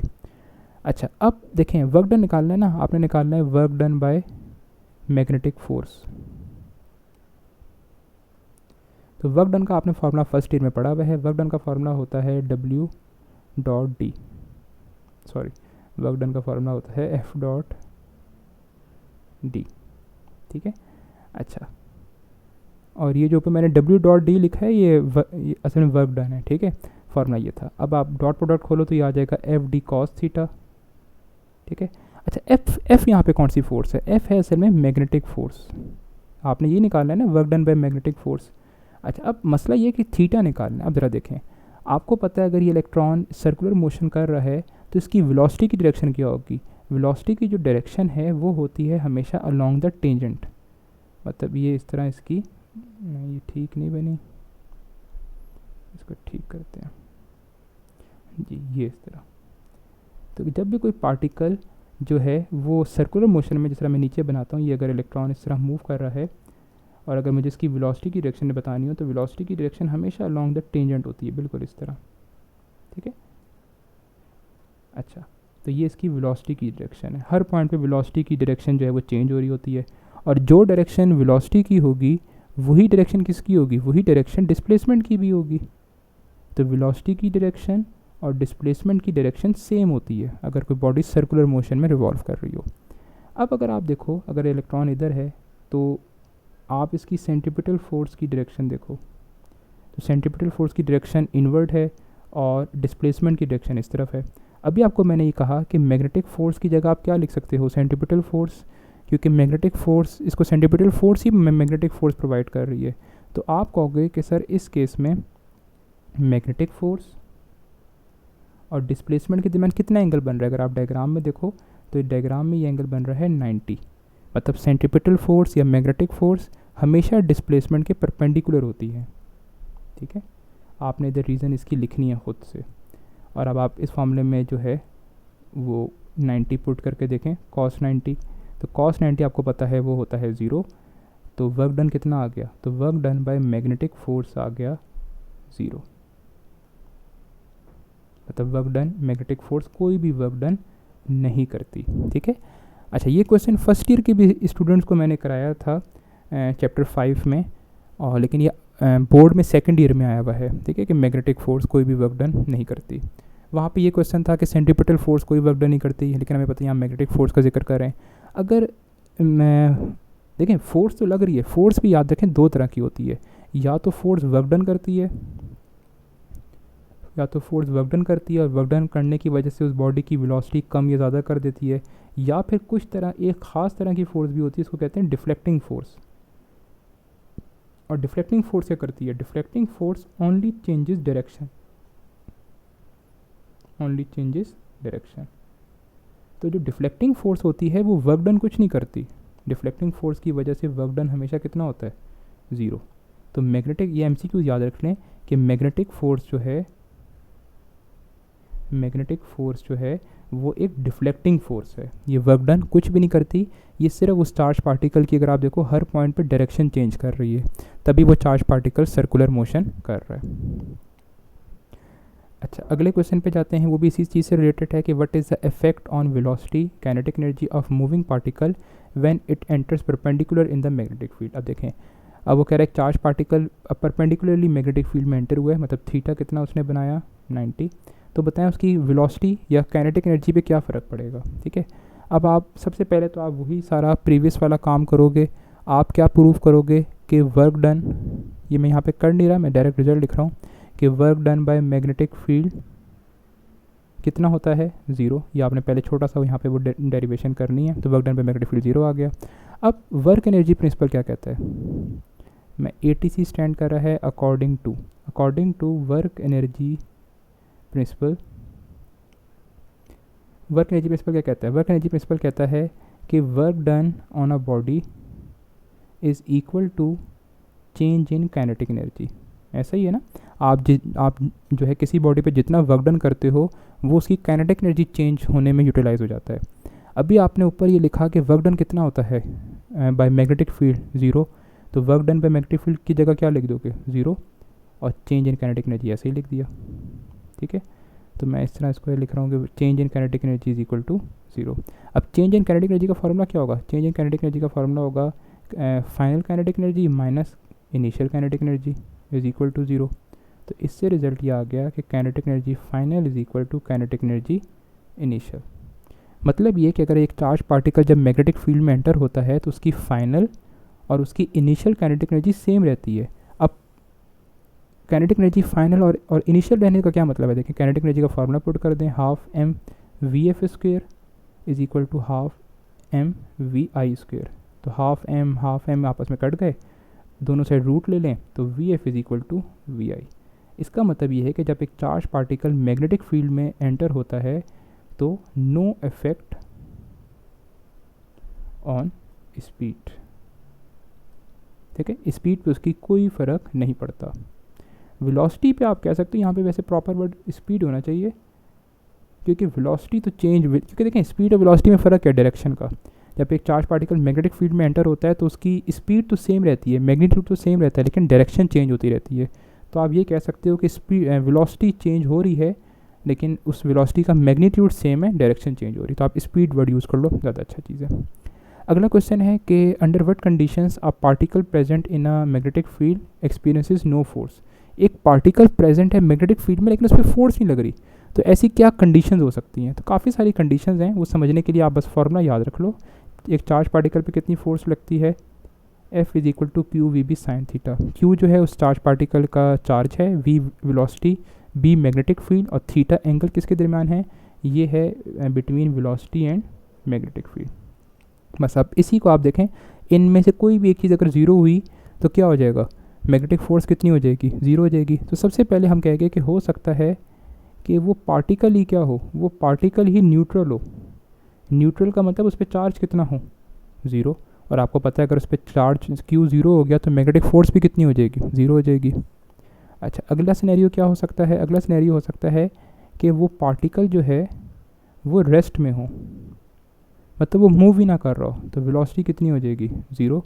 और अगर वेलोसिटी ज़ीरो है तो मैग्नेटिक फोर्स क्या हो जाएगी, ज़ीरो हो जाएगी। Second case. थर्ड केस हो सकता है मैग्नेटिक फील्ड ही प्रेजेंट ना हो, लेकिन ये हम डिस्कस नहीं करेंगे क्योंकि उसने क्वेश्चन में कहा हुआ है कि मैग्नेटिक फील्ड प्रेजेंट है, तो मैग्नेटिक फोर्स तो ज़ीरो नहीं हो सकती क्योंकि उसने क्वेश्चन में बताया हुआ है। अच्छा, और क्या ज़ीरो हो सकता है, और ज़ीरो क्या हो सकता है, साइन थीटा। अब साइन थीटा कब कब ज़ीरो होता है, जब या तो थीटा ज़ीरो हो या फिर थीटा 180 हो। ठीक है, अब थीटा ज़ीरो का क्या मतलब, थीटा ज़ीरो का मतलब है कि वो जो पार्टिकल है, particle is moving parallel to magnetic field.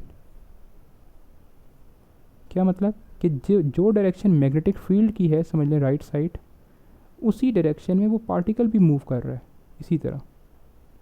तो उस पर फोर्स थीटा कितना बनेगा, ज़ीरो, और साइन थीटा कितना, साइन ज़ीरो कितना होगा, ज़ीरो, तो कोई फोर्स नहीं लगेगी। हो सकता है कि वो particle is moving anti parallel to magnetic field. हो सकता है वो मैग्नेटिक फील्ड के एंटी पैरेलल मूव कर रहा हो, मतलब ये हो सकता है मैग्नेटिक फील्ड राइट साइड हो और वो पार्टिकल अब लेफ़्ट साइड जा रहा हो, तो कितना एंगल बना, 180। इस केस में भी उस पर फोर्स कितनी लगेगी, ज़ीरो। एक यहाँ पे चौथा केस भी याद रखें जो कि आपको क्वेश्चन में हेल्प करेगा। हो सकता है उधर मैग्नेटिक फील्ड के साथ साथ इलेक्ट्रिक फील्ड भी हो। ठीक है, अब होगा देखें क्या, ये दोनों फील्ड मतलब क्रॉस्ड होगी, क्रॉस्ड मतलब दोनों एक दूसरे के साथ परपेंडिकुलर फील्ड्स होंगी, अगर होगा भी तो हो सकता है कि मैग्नेटिक फोर्स उस पार्टिकल को ऊपर की तरफ खींच रहा हो, और हो सकता है इलेक्ट्रिक फोर्स उस पार्टिकल को नीचे की तरफ खींच रही हो, और दोनों सेम मैग्नीट्यूड से अगर खींच रहे हों तो होगा क्या, होगा ये कि वो चार्ज पार्टिकल ना ऊपर जाएगा ना नीचे जाएगा, क्योंकि दोनों फील्ड्स एक दूसरे को कैंसिल कर देंगी, क्योंकि दोनों की डायरेक्शन एक दूसरे के एंटी पैरेलल है और दोनों का मैग्नीट्यूड अगर सेम हो। ठीक है, तो ये कुछ केसेस कंडीशंस हो सकते हैं जिसमें एक पार्टिकल पे कोई भी फोर्स नहीं लगेगी। अच्छा, अगला क्वेश्चन है स्टूडेंट्स, वो भी एक न्यूमेरिकल है कि the path of electron in a uniform magnetic field of density. अब देखिए वही कह रहे हैं मैग्नेटिक फ्लक्स ऑफ डेंसिटी। अगर देखें आपको इस तरह नहीं भी समझ आता ना, आप यूनिट देख लें, तो यूनिट है टेस्ला, ठीक है। तो मतलब ये यूनिट, ये क्या चीज़ गिवन है आपको, बी गिवन है, तो बी गिवन है 1.02 10⁻⁻² टेस्ला, और वैक्यूम में प्रेजेंट है। और एक आपको ये आप टॉपिक में आपने पढ़ा होगा कि वो जब एंटर होता है तो वो सर्कुलर मोशन करेगा, और सर्कुलर मोशन में कितना रेडियस बना रहा है, रेडियस बना रहा है वो 1 सेंटीमीटर। इसको मीटर में कन्वर्ट कर लेते हैं 0.01 मीटर, और आपने उसका पीरियड निकालना है, ठीक है, टाइम पीरियड आपने उसका निकालना है, ठीक है। बस सिंपल सा आपने फार्मूला, बस फार्मूला आपको आना चाहिए। फार्मूला अगर आपको नहीं भी आता तो आप कोशिश करें कि उसी वक्त आप जल्दी से डेरिवेशन करके आप डिराइव कर लें, ठीक है। लेकिन अगर फार्मूला याद हो तो सबसे अच्छी बात है। तो टाइम पीरियड का आपको फार्मूला याद हो, वो है 2πm/QB, ठीक है। अगर मैं गलत नहीं हूँ तो मेरे ख्याल से यही फार्मूला है। बस सिर्फ आप इधर वैल्यूज़ पुट कर दें, 2π की वैल्यू 3.14, m क्या चीज़ है, मैस। अब किसका गिवन होगा, मैस, इलेक्ट्रॉन का। तो मैस ऑफ इलेक्ट्रॉन आपको ज़बानी याद हो, वो है 9.1 × 10⁻31, या फिर कैलकुलेटर में आजकल आपके पास साइंटिफिक कैलकुलेटर में ये आ भी जाते हैं, ठीक है। क्यू क्या है, चार्ज ऑन इलेक्ट्रॉन, तो ये भी आपको याद हो कि 1.6 10⁻19, और बी क्या चीज़ है, मैग्नेटिक फ्लक्स डेंसिटी, मतलब 1.0 10⁻² टेस्ला। बस इधर आप सारे पैरामीटर्स पुट कर दो तो आपके पास टाइम पीरियड आ जाएगा। अगर आप एक चीज़ नोटिस करो तो इस फॉर्मूले में वो जो उसने क्वेश्चन में आपको रेडियस गिवन था ना, वो कहीं यूज़ ही नहीं हुआ, ठीक है। तो हो सकता है आपको सिर्फ कंफ्यूज करने के लिए वो दिया हुआ हो, वरना इस फॉर्मूले में वो रेडियस यूज़ नहीं होगा। अच्छा, क्वेश्चन नंबर 10 है, और आज हम हाफ क्वेश्चंस करेंगे इसके 15-16, बाकी इंशाल्लाह पार्ट 2 में इसके करेंगे। क्वेश्चन नंबर 10 में कह रहा है कि how the charge particles of specific velocity can be selected using electric and magnetic field, ठीक है। बहुत इंपॉर्टेंट है, कह रहा है अगर आपने ख़ास वेलोसिटी का कोई चार्ज पार्टिकल सिलेक्ट करना हो इलेक्ट्रिक और मैग्नेटिक फील्ड को यूज़ करके, तो आप किस तरह करेंगे, ठीक है। तो सबसे आप पहले कहोगे कि by using velocity selector. Velocity selector आपने पढ़ा होगा टॉपिक में। वेलोसिटी सिलेक्टर एक ऐसी डिवाइस होती है जो कि ख़ास वेलोसिटी के चार्ज पार्टिकल्स को सिलेक्ट करने के लिए यूज़ होती है, ठीक है। अच्छा, अब कौन से पार्टिकल सिलेक्ट होते हैं इसमें, वेलोसिटी सिलेक्टर में those particles are selected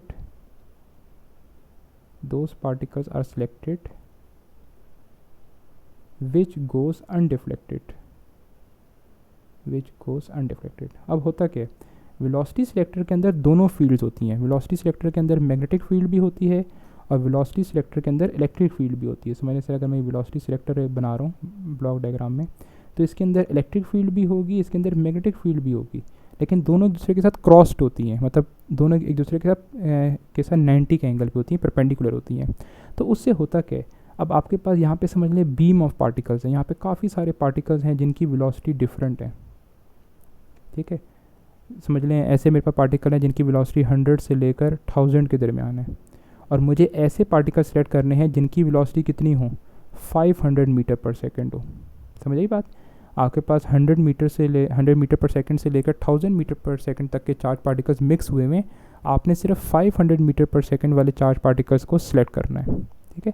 अब करते किस तरह, देखें ये चार्ज पार्टिकल्स इधर एंटर हो गए, इधर इलेक्ट्रिक और मैग्नेटिक फील्ड दोनों प्रेजेंट है, वो मैं बना नहीं रहा, आप बुक में डायग्राम देख लेना इसकी। अब होता क्या है, कुछ पार्टिकल्स ऊपर चले जाते हैं इलेक्ट्रिक फील्ड की तरफ, समझने चले जाते हैं, कुछ पार्टिकल्स नीचे मैग्नेटिक फील्ड की तरफ अट्रैक्ट हो जाते हैं। चार्ज पार्टिकल्स पे फोर्सेस दोनों लगती हैं, लेकिन ऊपर समझ लें वो जा रहे हैं जिन पे इलेक्ट्रिक फोर्स ज़्यादा होगी, मैग्नेटिक फोर्स वीक होगी। समझ लें नीचे वो पार्टिकल्स जा रहे हैं जिन पे मैग्नेटिक फोर्स ज़्यादा होगी, इलेक्ट्रिक फोर्स कम होगी। कुछ पार्टिकल्स ऐसे होंगे जो स्ट्रेट चले जाएंगे। अब ये स्ट्रेट कौन से जाएंगे, देखें स्ट्रेट वही जा सकते हैं। अब स्ट्रेट वालों में भी फोर्स तो लग रही है, लेकिन स्ट्रेट इसलिए जाएंगे क्योंकि इन पर जितनी इलेक्ट्रिक लगेगी ना ऊपर की तरफ, उतनी ही समझ लें इन पर नीचे लगेगी मैग्नेटिक, और दोनों की डायरेक्शन क्या होगी, ऑपोजिट होगी, और दोनों की मैग्नीट्यूड क्या होनी चाहिए, सेम। तभी ये कुछ पार्टिकल्स स्ट्रेट जा रहे हैं, तो ये पार्टिकल्स बाहर आ जाएंगे।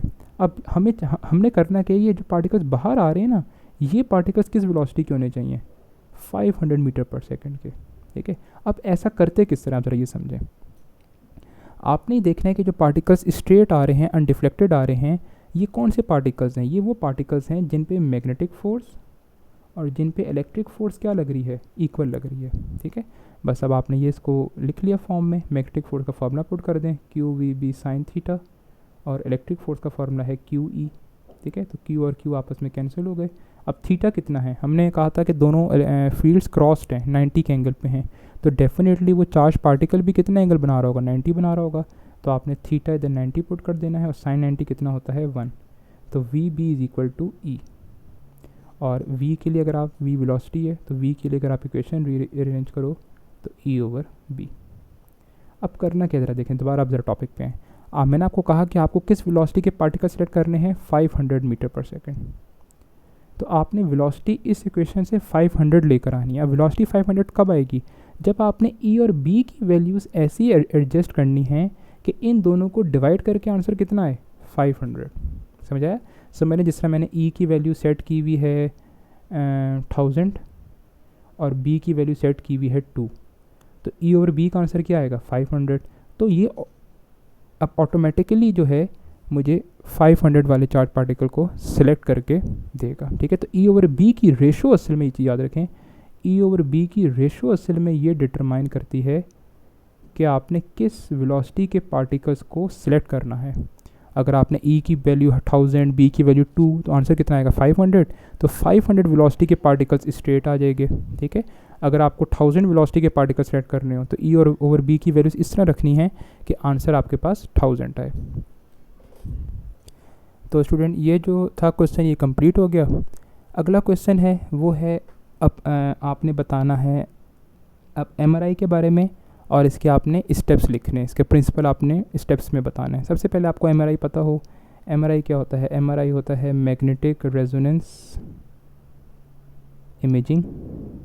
ठीक है, अब इसकी डेफिनेशन क्या होगी, डेफिनेशन आप कहोगे कि अब MRI is the latest technique for medical अब इमेजिंग। ठीक है, मेडिकल इमेजिंग का आपको पता है काफ़ी सारी टेक्निक्स हैं, CT स्कैन है और आपके पास यहाँ पे एक्सरे है, और एक लेटेस्ट जो टेक्निक है वो MRI है। अब MRI इतना फ़ायदेमंद क्यों है, देखें स्टूडेंट, असल में CT स्कैन और एक्सरे जो हैं वो असल में आपके पास नुकसानदेह भी हैं। अगर आप वो ज़्यादा कराते हो तो आपकी बॉडी अब उल्टा भी इफ़ेक्ट कर सकती है आपको। लेकिन जो आपके पास यहाँ पे MRI है, इसके अभी तक कोई भी ऐसा इतना ज़्यादा जो है हार्मफुल इफ़ेक्ट्स अभी तक मैयर नहीं हुए, तो ये लीस्ट हार्मफुल है। ठीक है, लेकिन CT स्कैन और एक्सरे काफ़ी ज़्यादा हार्मफुल है। तो ये एक मेडिकल इमेजिंग की एक टेक्निक है, आप जिसमें क्या यूज़ करते हो, मैग्नेटिक फील्ड को यूज़ करते हो और यहाँ पे रेजोनेंस के फिनोमेना को आप स्टडी करते हो। और MRI जो है ज़्यादातर ये ब्रेन की होती है, हार्ट की अब MRI भी आजकल अब आपके पास स्टडी की जा रही है, या अब स्पाइनल कॉर्ड की MRI।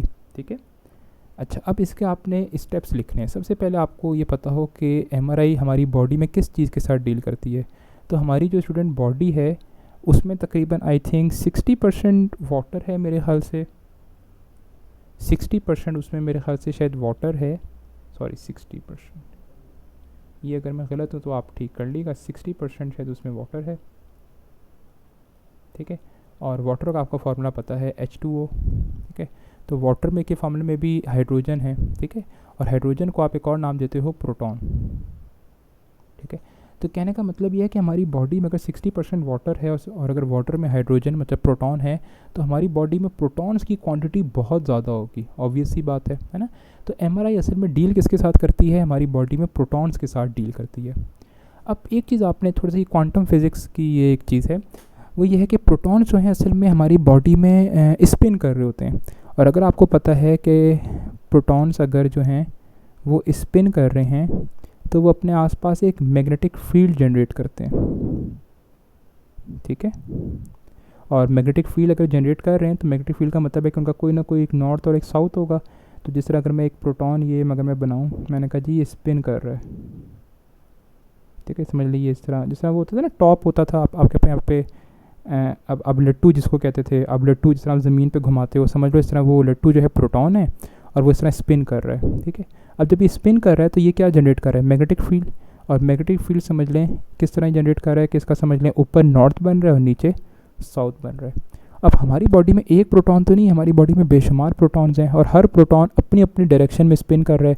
कोई इस तरह स्पिन कर रहा है, कोई इस तरह स्पिन कर रहा है, कोई इस तरह स्पिन कर रहा है ना। तो हर एक की अपनी अपनी मैग्नेटिक फील्ड होगी। तो यहाँ हम सिर्फ उनकी मैग्नेटिक फील्ड डिस्कस करेंगे। तो होता क्या है हमारी बॉडी में, मैं अब इसकी ज़रा डायग्राम्स बनाते हैं, मैं आपको डायग्राम के थ्रू समझाता हूँ।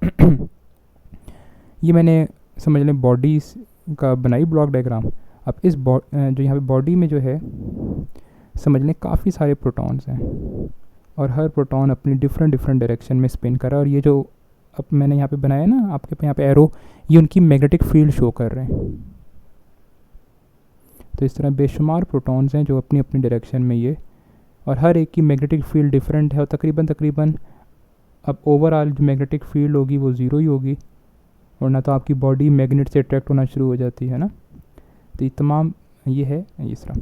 अब करना क्या है, अब आपने क्या किया, आपने ये जो आपकी बॉडी थी आपने इसको एक एक्सटर्नल मैग्नेटिक फील्ड प्रोवाइड की। बी नॉट है एक्सटर्नल मैग्नेटिक फील्ड, और ये मैग्नेटिक फील्ड बहुत स्ट्रॉन्ग होती है, तकरीबन मेरे ख्याल से 1 टेस्ला या 2 टेस्ला के बीच में होती है। अब स्टूडेंट देखें होगा क्या, इस मैग्नेटिक फील्ड को प्रोवाइड करने से होगा क्या, जब आप किसी बॉडी को एक्सटर्नल मैग्नेटिक फील्ड प्रोवाइड करोगे ना, तो उस बॉडी में जो तमाम प्रोटॉन्स थे ना जो स्पिन कर रहे थे अपनी अपनी डायरेक्शन में, वो सब आपकी मैग्नेटिक फील्ड की डायरेक्शन में स्पिन करना शुरू हो जाएगी। मतलब सारे के सारे प्रोटॉन आपकी एक्सटर्नल मैग्नेटिक फील्ड की डायरेक्शन में अलाइंड हो जाएंगे। बहुत कम 1-2 ऐसे होंगे जो समझ लें आपकी मैग्नेटिक फील्ड की बात नहीं मानेंगे, लेकिन मेजॉरिटी जो मैग्नेटिक फील्ड्स हैं वो आपकी डायरेक्शन में। ये शायद आपने जो प्री मेडिकल के स्टूडेंट और प्री इंजीनियरिंग के स्टूडेंट्स, उन्होंने केमिस्ट्री में भी ये चीज़ पढ़ी होगी, और केमिस्ट्री में पढ़ा था अब NMR स्पेक्ट्रोस्कोपी। तो अब उन्होंने अगर ये चीज़ पढ़ी होगी यहाँ पे NMR स्पेक्ट्रोस्कोपी, तो उनको ये चीज़ ज़्यादा चीज़ क्लिक कर रही होगी, समझ आ रही होगी। तो हुआ क्या, पहला स्टेप आपने क्या किया, आपने एक्सटर्नल मैग्नेटिक फील्ड प्रोवाइड की, और एक्सटर्नल मैग्नेटिक फील्ड प्रोवाइड करने की वजह से ये अगर आपने प्रिपेयर करनी है ना स्टेप्स, तो पेज नंबर 129 में आपने डायग्राम से स्टेप प्रिपेयर करने हैं, और ये सीक्वेंस में पॉइंट नंबर 1 पहले, फिर 2, फिर 3, फिर 4, ठीक है। तो पहले स्टेप में आपने एक्सटर्नल मैग्नेटिक फील्ड प्रोवाइड की, जिसकी वजह से तमाम जो बॉडी में आपके प्रोटॉन्स थे वो क्या हो गए, वो अलाइंड हो गए, एक डायरेक्शन में अलाइंड हो गए, जो डायरेक्शन आपकी एक्सटर्नल मैग्नेटिक फील्ड की थी। अच्छा, फिर अगला स्टेप आपने क्या करना है, अगला स्टेप आपने ये करना है कि ये जो आपने अब अलाइंड हो गए ना, अब इनको आपने अलाइंड ही रखना है। इसके साथ आपने एक कॉइल यूज़ करते हो, उसको कहते हैं RF कॉइल्स। अब RF क्या स्टैंड करता है, RF स्टैंड करता है रेडियो फ्रिक्वेंसी कॉइल्स, क्योंकि ये कॉइल्स जो वो सिग्नल जनरेट करती हैं वो रेडियो फ्रिक्वेंसी का होता है, ठीक है। ये RF कॉइल्स ऐसा ट्रांसमीटर भी काम करती हैं, मतलब ये रेडियो फ्रिक्वेंसी कॉइल्स को ट्रांसमिट भी करती हैं और ये उनको रिसीव भी करती हैं। अब एट अ टाइम ये एक काम करेगी, मतलब पहले ये ट्रांसमीटर के तौर पे काम करेगी, फिर अगले ही थोड़ी देर पे ये ऐसा रिसीवर के तौर पे भी काम करेगी, ठीक है। मतलब ये रेडियो फ्रिक्वेंसी को ट्रांसमिट भी कर सकती है, रिसीव भी कर सकती है। अब स्टेप नंबर 2 में क्या होगा, स्टेप नंबर 2 में ये होगा कि आपने RF कॉइल्स ऑन कर दी अभी, और RF कॉइल आपने किस उसमें ऑन की, RF कॉइल आपने ऑन की ऐसा ट्रांसमीटर, और ये भी असल में रेडियो फ्रिक्वेंसी जो कॉइल्स हैं ये भी असल में मैग्नेटिक फील्ड ही है, ठीक है। लेकिन ये मैग्नेटिक फील्ड बहुत शॉर्ट इंस्टेंट के लिए दी जाती है, और इस मैग्नेटिक फील्ड की जो डायरेक्शन होती है वो आपकी मैग्नेटिक फील्ड की डायरेक्शन से जो आपने पहले प्रोवाइड की थी ना उससे ऑपोजिट होती है। तो देखें होगा क्या, आपने ये जो शॉर्ट इंस्टेंट सी जो मैग्नेटिक फील्ड प्रोवाइड की, समझ लें ये इस तरह, इसको मैं लिख देता हूँ BRF, ठीक है। अब होगा क्या, देखें आपके सारे के सारे प्रोटॉन्स राइट साइड पे पॉइंट कर रहे हैं, सबकी मैग्नेटिक फील्ड अलाइंड हुई है। जब आपने थोड़ी सी देर के लिए रेडियो फ्रिक्वेंसी ऑन की ना, तो होगा क्या, ये अब आपकी रेडियो फ्रिक्वेंसी की डायरेक्शन में अलाइंड होना शुरू हो जाएगी, मतलब लेफ़्ट साइड होना शुरू हो जाएगी। लेकिन कोई चीज़ देखें, अब वैसे तो ये राइट साइड थी, लेकिन लेफ़्ट साइड पे इनको अलाइंड होने के लिए इनको एनर्जी चाहिए होगी, और वो एनर्जी कौन दे रहा है, वो एनर्जी दे रहा है RF कॉइल ट्रांसमीटर। तो ये एनर्जी को एब्जॉर्ब करेगी, और ये जाते किस तरह, देखिए मैं अगर स्टेप्स बनाऊँ, पहले ये इस तरह थे, थोड़ी देर बाद ये किस तरह हो जाएंगे, इस तरह हो जाएंगे, फिर थोड़ी देर बाद ये और इस तरह हो गए, फिर थोड़ी देर बाद ये इस तरह हो गए, फिर थोड़ी देर बाद समझ लें कोई चीज़ एक रोटेट कर रही है ना, ऐसा ही होगा आपके पास। फिर ये फिर थोड़ी देर बाद इनकी शेप इस तरह हो गई, फिर थोड़ी देर बाद ये इस तरह हो गए। तो इन्होंने इस स्टेज से इस स्टेज में आना है। अगर ये आप डायग्राम में देखो, ये इन्होंने इस स्टेज से इस स्टेज में आना है, और ये इस स्टेज में क्यों आ रहे हैं, क्योंकि मैंने RF कॉइल ऑन की है जो कि रेडियो फ्रिक्वेंसी की मैग्नेटिक फील्ड जनरेट करती है। लेकिन इस सब से इस स्टेज से इस स्टेज में आने में ये क्या करेंगी, ये एब्जॉर्ब करेंगी, एनर्जी एब्जॉर्ब करेंगी, ठीक है, एनर्जी एब्जॉर्ब। तो ये सेकंड स्टेप है तो अगर आप देखो बुक में जो उसने लिखा हुआ है कि अब radio frequency waves are absorb by the proton, ठीक है, ये ने एब्जॉर्ब कर ली और अब ये इस स्टेज में आ गए। लेकिन ये इस स्टेज में किस वजह से आए हुए हैं? रेडियो फ्रिक्वेंसी की वजह से, ट्रांसमीटर। अब आपने करना क्या, ये सेकंड स्टेप हो गया। थर्ड स्टेप में आपने क्या करना है, आपने आरएफ कॉइल जो थी, जो ट्रांसमीटर वाली थी, उसको आपने ऑफ कर देना है, ठीक है। अब देखें होगा क्या, अब ये काम उल्टा होगा। ये इस स्टेज में किस वजह से आया हुआ था? ये आया हुआ था ड्यू टू आरएफ कॉइल। अब आपने आरएफ कॉइल ही ऑफ कर दी तो ये दोबारा से अपने पहले वाली शेप में आने की कोशिश करेगा, ऐसा ही है ना। लेकिन देखें पहले वाली स्टेज से सेकंड वाली स्टेज में आने के लिए इसने एनर्जी क्या की, एब्जॉर्ब की। अब ये अपनी पहले वाली शेप में वापस जाने की कोशिश कर रहा है, तो ये क्या करेगा, ये एनर्जी को रिलीज़ करेगा। और ये जो एनर्जी रिलीज़ होगी ये कौन यूज़ करेगा? ये यूज़ करेगा आपका RF receiver, RF coil receiver. क्योंकि आपको मैंने कहा था ना कि आरएफ कॉइल जो है वो ऐसा ट्रांसमीटर भी काम करती है और रिसीवर के तौर पे भी काम करती है। तो ये जो एनर्जी रिसीव होगी ये आरएफ रिसीवर जो है रिसीव कर लेगा, और ये एनर्जी बहुत यूज़फुल है क्योंकि ये जो एनर्जी रिलीज़ होगी इन द फॉर्म ऑफ यहाँ पे सिग्नल होगी। और ये जो सिग्नल है ये सिग्नल फीड इन होता है असल में कंप्यूटर को, और कंप्यूटर इस सिग्नल को यूटिलाइज करके उसको इमेज में ट्रांसफॉर्म करता है। समझ आई? तो पहला स्टेप, आपने मेन मैग्नेटिक फील्ड ऑन की, उसकी वजह से तमाम प्रोटॉन्स एक डायरेक्शन में अलाइंड हो गए। फिर आपने अपनी रेडियो फ्रिक्वेंसी जो है ट्रांसमीटर ऑन किया और उसकी वजह से तमाम प्रोटॉन्स डिफरेंट डायरेक्शन में अलाइंड होना शुरू हो गए बाय यहाँ पे absorbing some amount of energy. फिर आपने क्या किया, रेडियो कॉइल जो ट्रांसमीटर था उसको ऑफ़ कर दिया। उसको ऑफ़ करने से क्या हुआ, उसको ऑफ़ करने से ये हुआ कि वो जो उन्होंने पहले एनर्जी एब्जॉर्ब की थी वो अपनी पुरानी वाली शेप में जाने लगे हैं। तो जब वो पुरानी वाली शेप में जाने लगेंगे तो वो एनर्जी को रिलीज़ करेंगे, और वो जो एनर्जी रिलीज़ होगी वो आरएफ रिसीवर या आरएफ कॉइल रिसीवर रिसीव कर लेंगी और वो कंप्यूटर को फीड इन करके उसको इमेज में ट्रांसमिट कर देगा। इसमें एक और तरह की भी कॉइल्स होती हैं, उनको कहते हैं ग्रेडियंट कॉइल्स। और ये जो ग्रेडियंट कॉइल्स होती हैं ये XYZ 3 कॉइल्स होती हैं, XYZ। इनको आप कहते हो, अगर आप बुक में रीडिंग करोगे ना तो इसको आप कहोगे यहाँ पे anatomical slice selection, anatomical slice selection. फिर देखो आपके एक बॉडी पार्ट की भी ना इमेज 3 तरीके से ली जा सकती है। जैसे अगर आप अपनी पिक्चर ही आप समझो, आप अपने फेस की पिक्चर फ्रंट से भी ले सकते हो, आप अपने फेस की पिक्चर साइड व्यू भी ले सकते हो, और आप अपने फेस ही की पिक्चर ऊपर से भी ले सकते हो, है ना। तो आप अपने हेड की इमेज 3 तरीके से ले सकते हो, उसको कहते हैं स्लाइस सिलेक्शन। तो ये ग्रेडियंट कॉइल्स हेल्प करती हैं, स्लाइस सिलेक्शन में हेल्प करती हैं। देखिए तो आप शॉर्ट क्वेश्चन में आएगा तो इतना आपके लिए बहुत है। अगला जो क्वेश्चन है स्टूडेंट वो है कि व्हाट इज़ यहाँ पे radial magnetic field, how it can be achieved and why it is used in galvanometer. बड़ा इंपॉर्टेंट और इंटरेस्टिंग क्वेश्चन है कि रेडियल मैग्नेटिक फील्ड क्या होती है, किस तरह अचीव करते हैं और क्यों यूज़ करते हैं। अब सबसे पहले रेडियल मैग्नेटिक फील्ड क्या होती है? ऐसी मैग्नेटिक फील्ड जो कि हमेशा किसी कॉइल के प्लेन के साथ पैरेलल हो, मतलब थीटा 0 बना रही हो। तो अब magnetic field in which the plane of the coil in all positions remain parallel to the direction of magnetic field. ठीक है, अब सुनने में बड़ा अजीब लगेगा कि वो बेशक मूव भी कर रही है लेकिन पैरेलल किस तरह हो सकती है। तो इसी को रेडियल मैग्नेटिक फील्ड कहते हैं, भी हम देखते भी हैं। तो ऐसी मैग्नेटिक फील्ड जिसमें कॉइल का प्लेन हमेशा मैग्नेटिक फील्ड के साथ पैरेलल हो इन all positions is called radial magnetic field. अब रेडियल मैग्नेटिक फील्ड जो है, ज़रा देखें इसकी अगर मैं आपको डायग्राम दिखाऊं,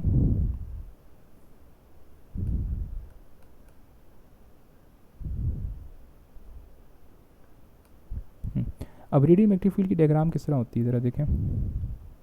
ये ख़ास तरह के अब कनकेव शेप्ड मैग्नेट्स यूज़ होते हैं इसमें, ये कनकेव शेप अब परमानेंट मैग्नेट्स हैं। ठीक है, ये कनकेव शेप, ये नॉर्थ है ये साउथ है, और इसके बीच में ये आपने कॉइल रखी, या आप इसको टॉप से देख रहे हो, ऊपर से देख रहे हो। ठीक है, और इस कॉइल के बीच में आपने एक सॉफ्ट आयरन का बड़ा सा पीस रख दिया, ये सॉफ्ट आयरन। ठीक है, इसको मैं फिल नहीं कर रहा अंदर से। ठीक है, अब होता क्या है देखें, इस अभी हम आगे देखेंगे इस कनकेव शेप मैग्नेट्स, पहली बात इन कनकेव शेप मैग्नेट्स, और ये जो हमने सॉफ्ट आयरन का सिलेंडर रखा है ना इस कॉइल के अंदर, सॉफ्ट आयरन का सिलेंडर, इन दो की वजह से यहाँ जो मैग्नेटिक फील्ड है वो होगी रेडियल। अब रेडियल देखें किस तरह, हमें पता है मैग्नेटिक फील्ड लाइन नॉर्थ से साउथ जाती हैं, तो ये मैग्नेटिक फील्ड लाइन किस तरह जाएंगी,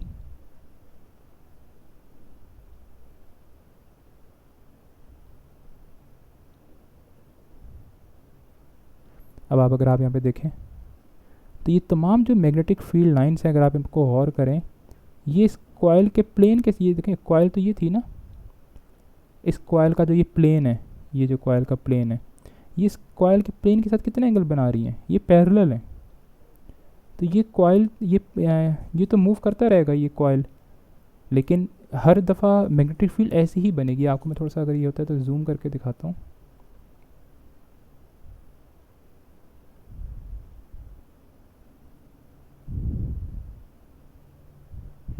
अब अगर आप यहाँ पे देखो तो ये जो है, अगर आप देखो ये इस कॉइल का प्लेन है, ये जब इसको मैं फिल कर रहा हूँ आप टॉप से देख रहे हो, और ये मैग्नेटिक फील्ड लाइंस आ रही हैं। तो ये मैग्नेटिक फील्ड लाइंस इस कॉइल के प्लेन के साथ पैरेलल है, ठीक है। तो बेशक ये कॉइल जो है रोटेट करती रहे, मैग्नेटिक फील्ड लाइंस हमेशा ऐसी बनेगी। और क्यों बनेगी? ड्यू टू द एक तो आपने क्योंकि मैग्नेट्स यहाँ पे कनकेव शेप मैग्नेट्स यूज़ किए हैं, और यहाँ पे जो सेकंड चीज़ है, आपने यहाँ पे सॉफ्ट आयरन सिलेंडर रखा है।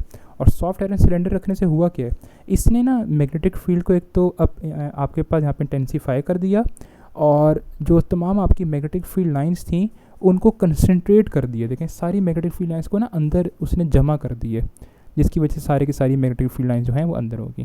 तो बस आपने डेफिनेशन बतानी है, और आपने साथ में जो है वो इसका डायग्राम बनानी है, ठीक है। अच्छा, प्रोड्यूस किस वजह से होती है? तो ये दो रीजंस हैं, कनकेव शेप यहाँ पे मैग्नेट्स, और दूसरा सॉफ्ट आयरन। और सॉफ्ट आयरन के साथ आप लिख दोगे यहाँ पे कि सॉफ्ट आयरन एक तो मैग्नेटिक फील्ड को इंटेंसीफाई करता है, और दूसरा ये है कि इट मेक्स इट यहाँ पे radial by concentrating the magnetic field lines due to its high यहाँ पे परमिबिलिटी। आपको पता है कि सॉफ्ट आयरन की परमिबिलिटी बहुत ज़्यादा होती है, थाउजेंड्स में होती है, जिसकी वजह से तमाम मैग्नेटिक फील्ड लाइंस को अंदर कंसनट्रेट कर देगा। अब अगला जो है कि इसमें हमने जो है हमने यहाँ पे गैल्वानोमीटर में यूज़ ही क्यों की।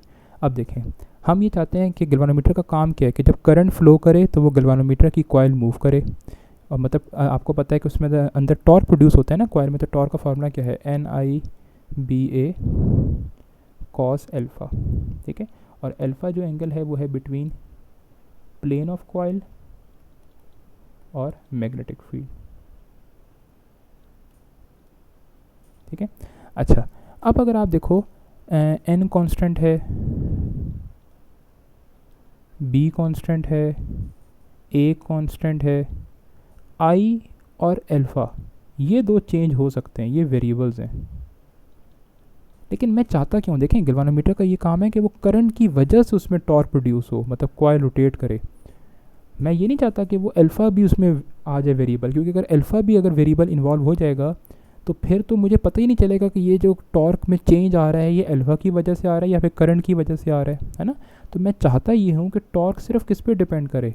टॉर्क ओनली डिपेंड करे करंट पे, ताकि मुझे करंट की वजह से पता चले कि करंट कम होने की वजह से टॉर्क कम हो रहा है, कॉइल कम रोटेट की, और कॉइल करंट ज़्यादा होने की वजह से कॉइल ज़्यादा रोटेट की। तो मैं चाहता हूँ कि बाकी सारे फैक्टर्स कांस्टेंट हो जाएं।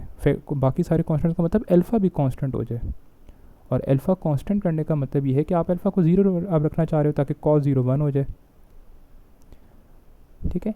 अब अल्फ़ा को 0 किस तरह रख सकते हो आप? अल्फ़ा को 0 रखने का तरीका ये है कि आप यहाँ पे रेडियल मैग्नेटिक फील्ड प्रोड्यूस करो, ठीक है, ताकि अल्फ़ा कांस्टेंट हो जाए, ये सारे फैक्टर्स कांस्टेंट हो जाएं, और सिर्फ टॉर्क किस पे डिपेंड करे? करंट पे ही डिपेंड करे, ताकि हमें गैल्वानोमीटर जो आंसर दे वो सिर्फ करंट की वजह से हो, और वो डिफ्लेक्शन सिर्फ करंट की वजह से हो, ठीक है। तो ये क्वेश्चन था स्टूडेंट। अच्छा, नेक्स्ट जो क्वेश्चन है स्टूडेंट वो है यहाँ पे define galvanometer and sensitivity of galvanometer and upon which factors it depends, ठीक है। कि गैल्वानोमीटर क्या होता है? तो गैल्वानोमीटर की आपको डेफिनेशन पता हो कि गैल्वानोमीटर क्या होता है। ये अब इंस्ट्रूमेंट है which is use to major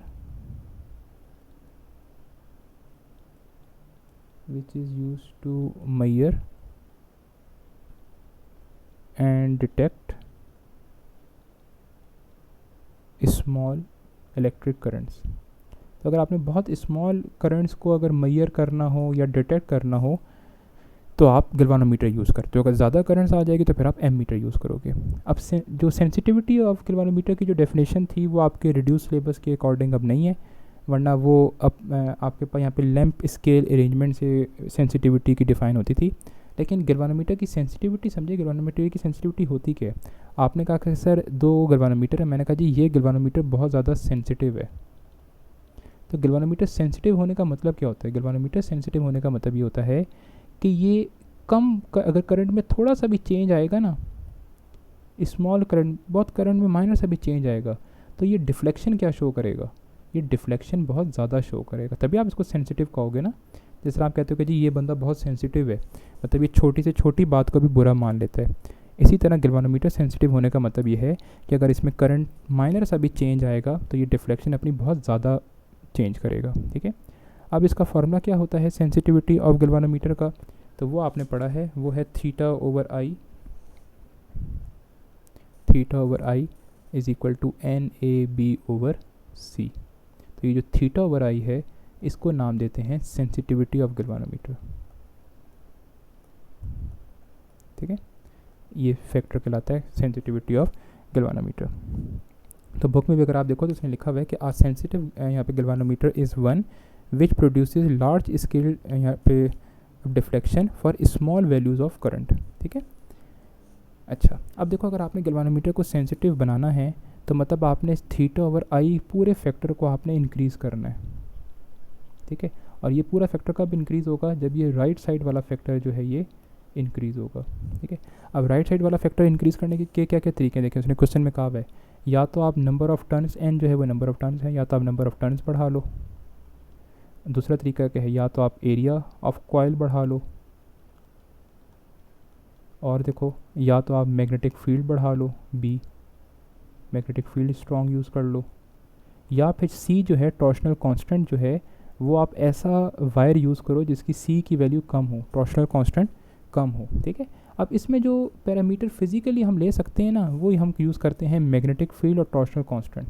number of turns और एरिया को बढ़ाने का नुकसान क्या? देखो, अगर आप नंबर ऑफ़ टर्न्स या एरिया बढ़ाओगे तो कॉइल भी हैवी हो जाएगी, बल्की हो जाएगी, तो उसको मूव कराना और मुश्किल हो जाएगा। ठीक है, इसलिए हम जो है वो फिर क्या करते हैं, मैग्नेटिक फील्ड को बढ़ा देते हैं, जो कनकेव शेप्ड मैग्नेट्स यूज़ कर रहे हैं उनकी स्ट्रेंथ को बढ़ा देते हैं, या फिर हम जो है वो जो आपके पास थी ना रिंग्स जो हैं वो ऐसी यूज़ करते हैं कि जिसका टॉर्शनल कांस्टेंट की वैल्यू कम से कम हो। और ये क्वेश्चन जो है ये फेडरल बोर्ड में भी आया है, 2019 में भी आया है और 2014 में भी क्वेश्चन आया है।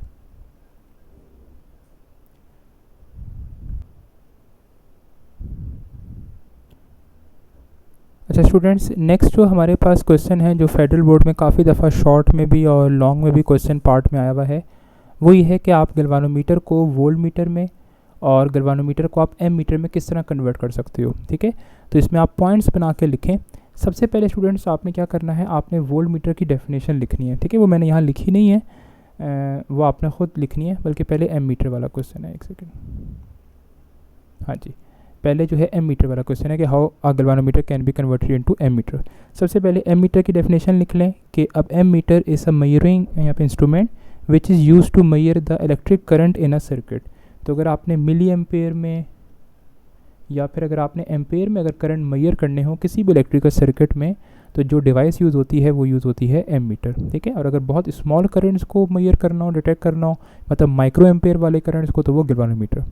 अगली बात स्टूडेंट याद रखें कि एम मीटर किसी सर्किट में लगाते कैसे हैं, तो एम मीटर लगाते हैं always connected in series, always connected in series in the circuit. तो आपने जिस सर्किट का करंट पता करना हो कि सर्किट में कितना करंट फ्लो कर रहा है, तो आप जाके एम मीटर को उधर सीरीज़ में लगा दोगे। जिस तरह अगर एक रजिस्टर है, इस रजिस्टर का आपने करंट पता करना है कि इस रजिस्टर में से कितना करंट फ्लो कर रहा है, तो आप क्या करोगे, सर्किट को ब्रेक करोगे कहीं से।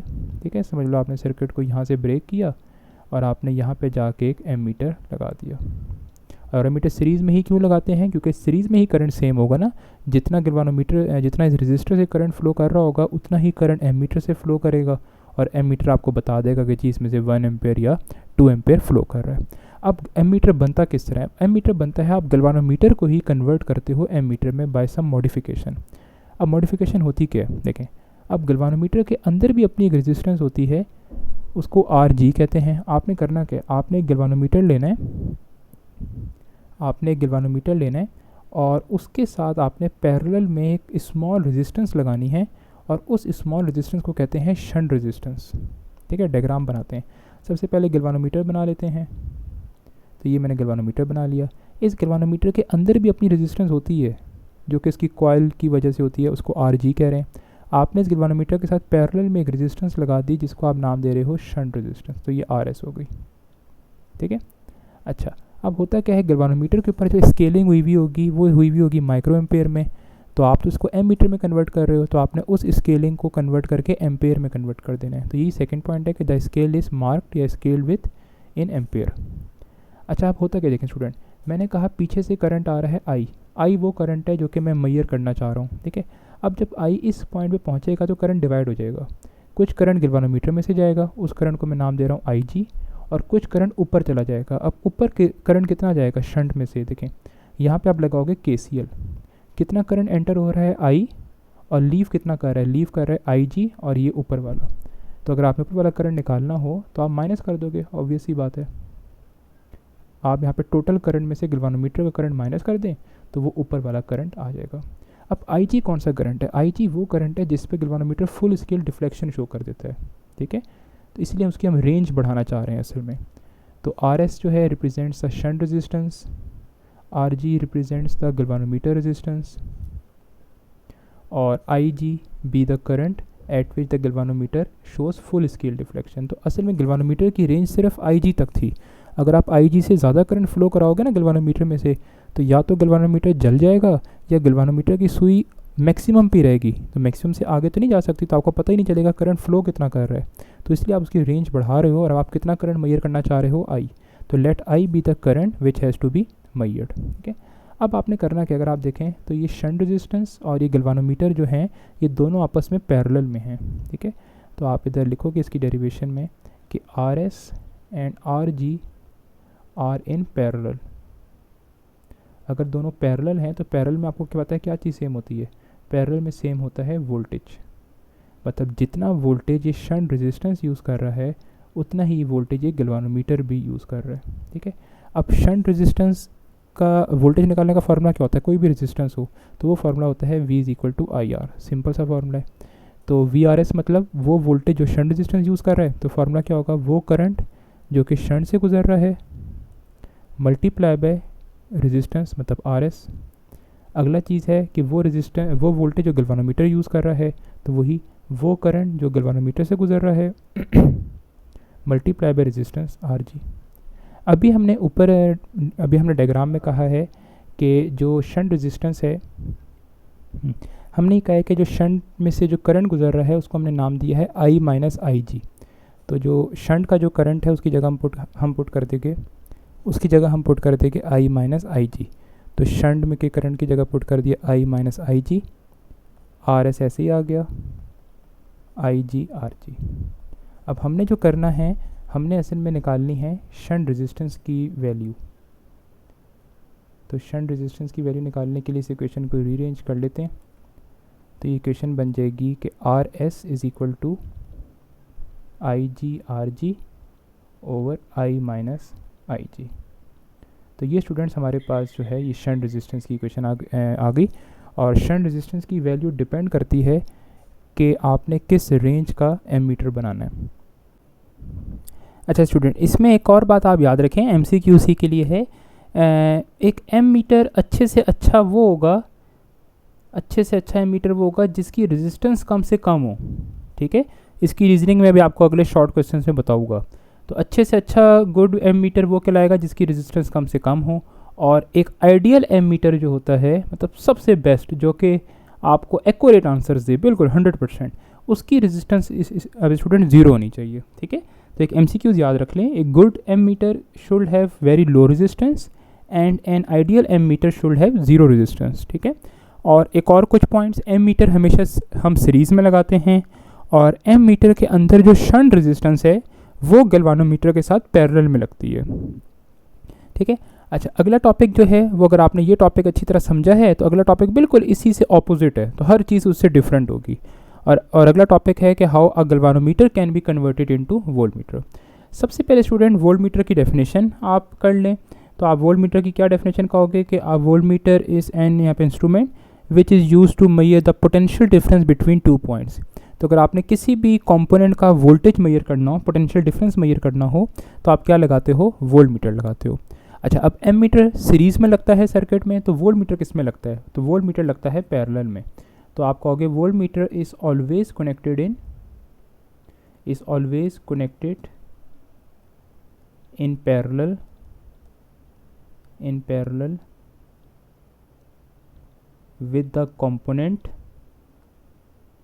with the component whose potential difference has to be measured। तो आपने जिस चीज़ का पोटेंशियल डिफरेंस मतलब वोल्टेज मेजर करना हो, आप उसके अक्रॉस जो है वोल्ट मीटर किस में लगाओगे, पैरेलल में लगाओगे। अच्छा, अब आते हैं इसकी हम यहाँ पे अब इसकी कन्वर्जन पे। तो ये भी आप गैल्वानोमीटर को कन्वर्ट करते हो। किस तरह कन्वर्ट करते हो, आपने करना क्या है, जिस तरह आपने एम मीटर में क्या किया था, गैल्वानोमीटर के साथ पैरेलल में एक स्मॉल रेजिस्टेंस लगाई थी, यहाँ उल्टा है, आपने गैल्वानोमीटर के साथ एक हाई रेजिस्टेंस लगानी है। ठीक है, तो पहला पॉइंट ये है कि बाय कनेक्टिंग अब हाई रेजिस्टेंस, और इस हाई रेजिस्टेंस को कहते हैं multiplier in series with the galvanometer. ठीक है, तो इसकी हम डायग्राम देखते हैं, डायग्राम किस तरह की बनेगी। ये गैल्वानोमीटर है, ठीक है, और आपने इस गैल्वानोमीटर के साथ सीरीज़ में एक हाई रेजिस्टेंस लगा देनी है, और ये जो गैल्वानोमीटर की रेजिस्टेंस है उसको आर जी कह देते हैं, और ये जो हाई रेजिस्टेंस लगाई है इसको आर एच, या इसको आप मल्टीप्लायर भी कह सकते हो। अच्छा, अब वैसे गैल्वानोमीटर के ऊपर जो स्केलिंग हुई भी होती है वो माइक्रो एम्पेयर में हुई भी होगी, लेकिन अब आप इसको वोल्ट मीटर में कन्वर्ट कर रहे हो, तो आपने इसमें जो मार्किंग कर लेनी है वो आपने किस में कर लेनी है, वो आपने कर लेनी है वोल्ट्स में। तो आप क्या कहोगे, the scale is now marked in volts. ठीक है, अच्छा, अब देखें स्टूडेंट्स, इस तरह एम मीटर में शायद मैं एक पॉइंट बताना भूल गया था कि शंट की वैल्यू कितनी होगी, मतलब स्मॉल तो होगी लेकिन कितनी होगी वो डिपेंड करता है कि आप कितनी रेंज का एम मीटर बनाना चाह रहे हो। ठीक है, इसी तरह इस हाई रेजिस्टेंस या वोल्टेज या मल्टीप्लायर की वैल्यू कितनी होगी वो डिपेंड करता है कि आप इसको कितनी रेंज का बनाना चाह रहे हो। आप ये चाहते हो कि ये 0 से 10 वोल्ट मेजर करे, आप चाहते हो कि 0 से 100 वोल्ट मेजर करे, या आप ये चाहते हो कि 0 से 1000 वोल्ट मेजर करे, तो वो सारे का सारा डिपेंड करता है आपकी आर एच की वैल्यू पे। तो आप नेक्स्ट पॉइंट ये कहोगे कि वैल्यू ऑफ यहाँ पे multiplier depends upon the range of volt meter. अब कुछ पॉइंट्स आप वही लिखोगे, आर एच क्या चीज़ है, R H be the value of high resistance या मल्टीप्लायर, आर जी क्या है, आर जी वो वैल्यू है जो कि गैल्वानोमीटर की रेजिस्टेंस है, आई जी वो करंट है जो कि गैल्वानोमीटर से गुजर रहा है। अच्छा, एक और चीज़, अगर आप देखो गैल्वानोमीटर और ये हाई रेजिस्टेंस दोनों सीरीज़ में, सीरीज़ का मतलब ये है कि दोनों में से करंट क्या गुजरेगा, सेम। तो हम कहते हैं कि गैल्वानोमीटर में से भी करंट आई जी गुजर रहा है और इस हाई रेजिस्टेंस में से भी करंट आई जी गुजर रहा है। तो let I G be the current which passes through R H and R S, और क्यों, क्योंकि दोनों सीरीज़ में। अब देखें ये आपके पास अब पूरी जो चीज़ बन गई ना, ये गैल्वानोमीटर था, ये आर एच आ गया, अब ये पूरी चीज़ क्या है, ये पूरी चीज़ है वोल्ट मीटर। ठीक है, ये पूरी चीज़ अब वोल्ट मीटर बन गई है। तो ये आप इसकी डायग्राम इस तरह भी बना सकते हो, ये वोल्ट मीटर, और ये जो वोल्ट मीटर मैंने लिखा है वी, इस पूरे के अंदर ये सर्किट है, मतलब गैल्वानोमीटर और आर एच। और जो चीज़ आपने मेजर करनी होगी वो आप यहाँ लगाओगे ना, इसके एंड्स के अक्रॉस लगाओगे, जो वोल्टेज आपने मेजर करना है, समझ ले वी मेजर करना है, तो जो वोल्टेज आपने मेजर करना होगा वो आप इसके इन एंड्स पे लगाओगे। और कितना वोल्टेज समझ ले मेजर करना है आपने, वी वोल्टेज मेजर करना है। अच्छा, अगली चीज़, ये जो वी वोल्टेज है इसको यूटिलाइज़ कौन कौन करेगा, इसको एक तो यूटिलाइज़ करेगा ये गैल्वानोमीटर की रेजिस्टेंस, और दूसरा जो इसको यूटिलाइज़ करेगा वो अब इसको यूटिलाइज़ करेगा आर एच। ठीक है, तो ये वी क्या चीज़ है, आप कह लो कि let we be the desired potential. अब डिज़ायर्ड मतलब जिसको हमने मेजर करना है, be the desired potential which has to be measured. ठीक है, तो इसको आपने मेजर करना। अच्छा, अभी आपको मैंने कहा कि ये जो वोल्ट मीटर है, जो इसकी वोल्टेज है वही, ये कौन कौन यूज़ करेगा, एक तो ये यूज़ करेगा गैल्वानोमीटर, और दूसरा इसको कौन यूज़ करेगा, इसको यूज़ करेगा ये हाई रेजिस्टेंस जो है। ठीक है, अच्छा, अब वही रेजिस्टेंस का फार्मूला क्या होता है, वोल्टेज का formula V is equal to I R, तो बस फार्मूला लगा दें। वी जी का फार्मूला क्या बनेगा, गैल्वानोमीटर में से करंट कितना गुजर रहा है, आई जी, और गैल्वानोमीटर की रेजिस्टेंस कितनी है, R G, plus high resistance का वोल्टेज, तो हाई रेजिस्टेंस से करंट कितना गुजर रहा है, आई जी, क्योंकि दोनों सीरीज़ में हैं, और रेजिस्टेंस कितनी है, आर एच। ठीक है, अब आपने किसकी वैल्यू निकालनी है, आपने निकालनी है आर एच की वैल्यू। तो आर एच की वैल्यू किस तरह निकालेंगे, इसको थोड़ा सा रीअरेंज कर लें, तो V minus I G R G is equal to I G R H.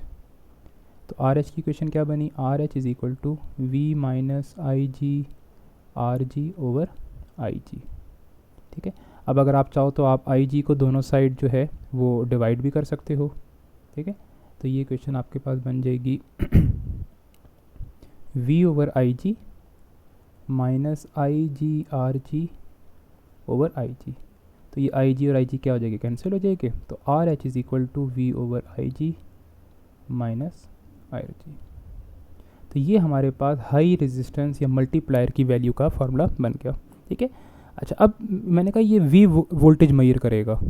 We voltage का मतलब क्या है, ये 0 से लेकर वी वोल्ट तक इसकी ये रेंज बन गई। समझ लें वी की वैल्यू 100 है, तो ये वोल्ट मीटर 0 से लेकर 100 वोल्ट तक मेजर कर सकता है। अच्छा अब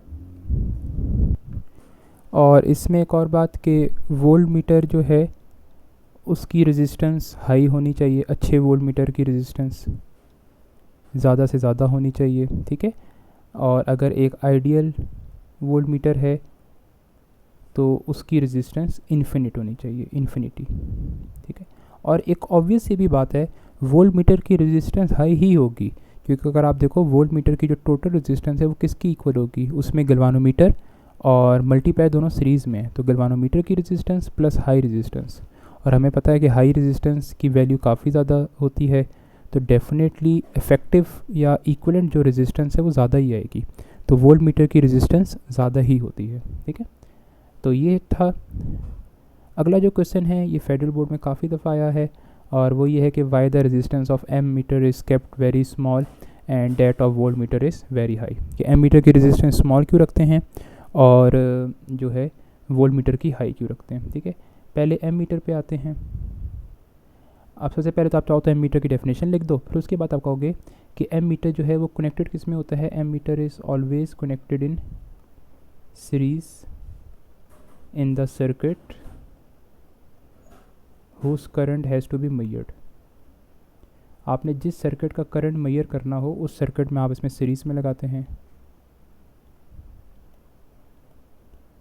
ठीक है, अच्छा अब देखें, अब अगर एम मीटर की रेजिस्टेंस अगर हाई हो, अगर एम मीटर की रेजिस्टेंस अगर हाई हो तो उससे होगा क्या, देखें उससे होगा ये कि जिस तरह अगर मैं आपको डायग्राम बना के दिखाता हूँ,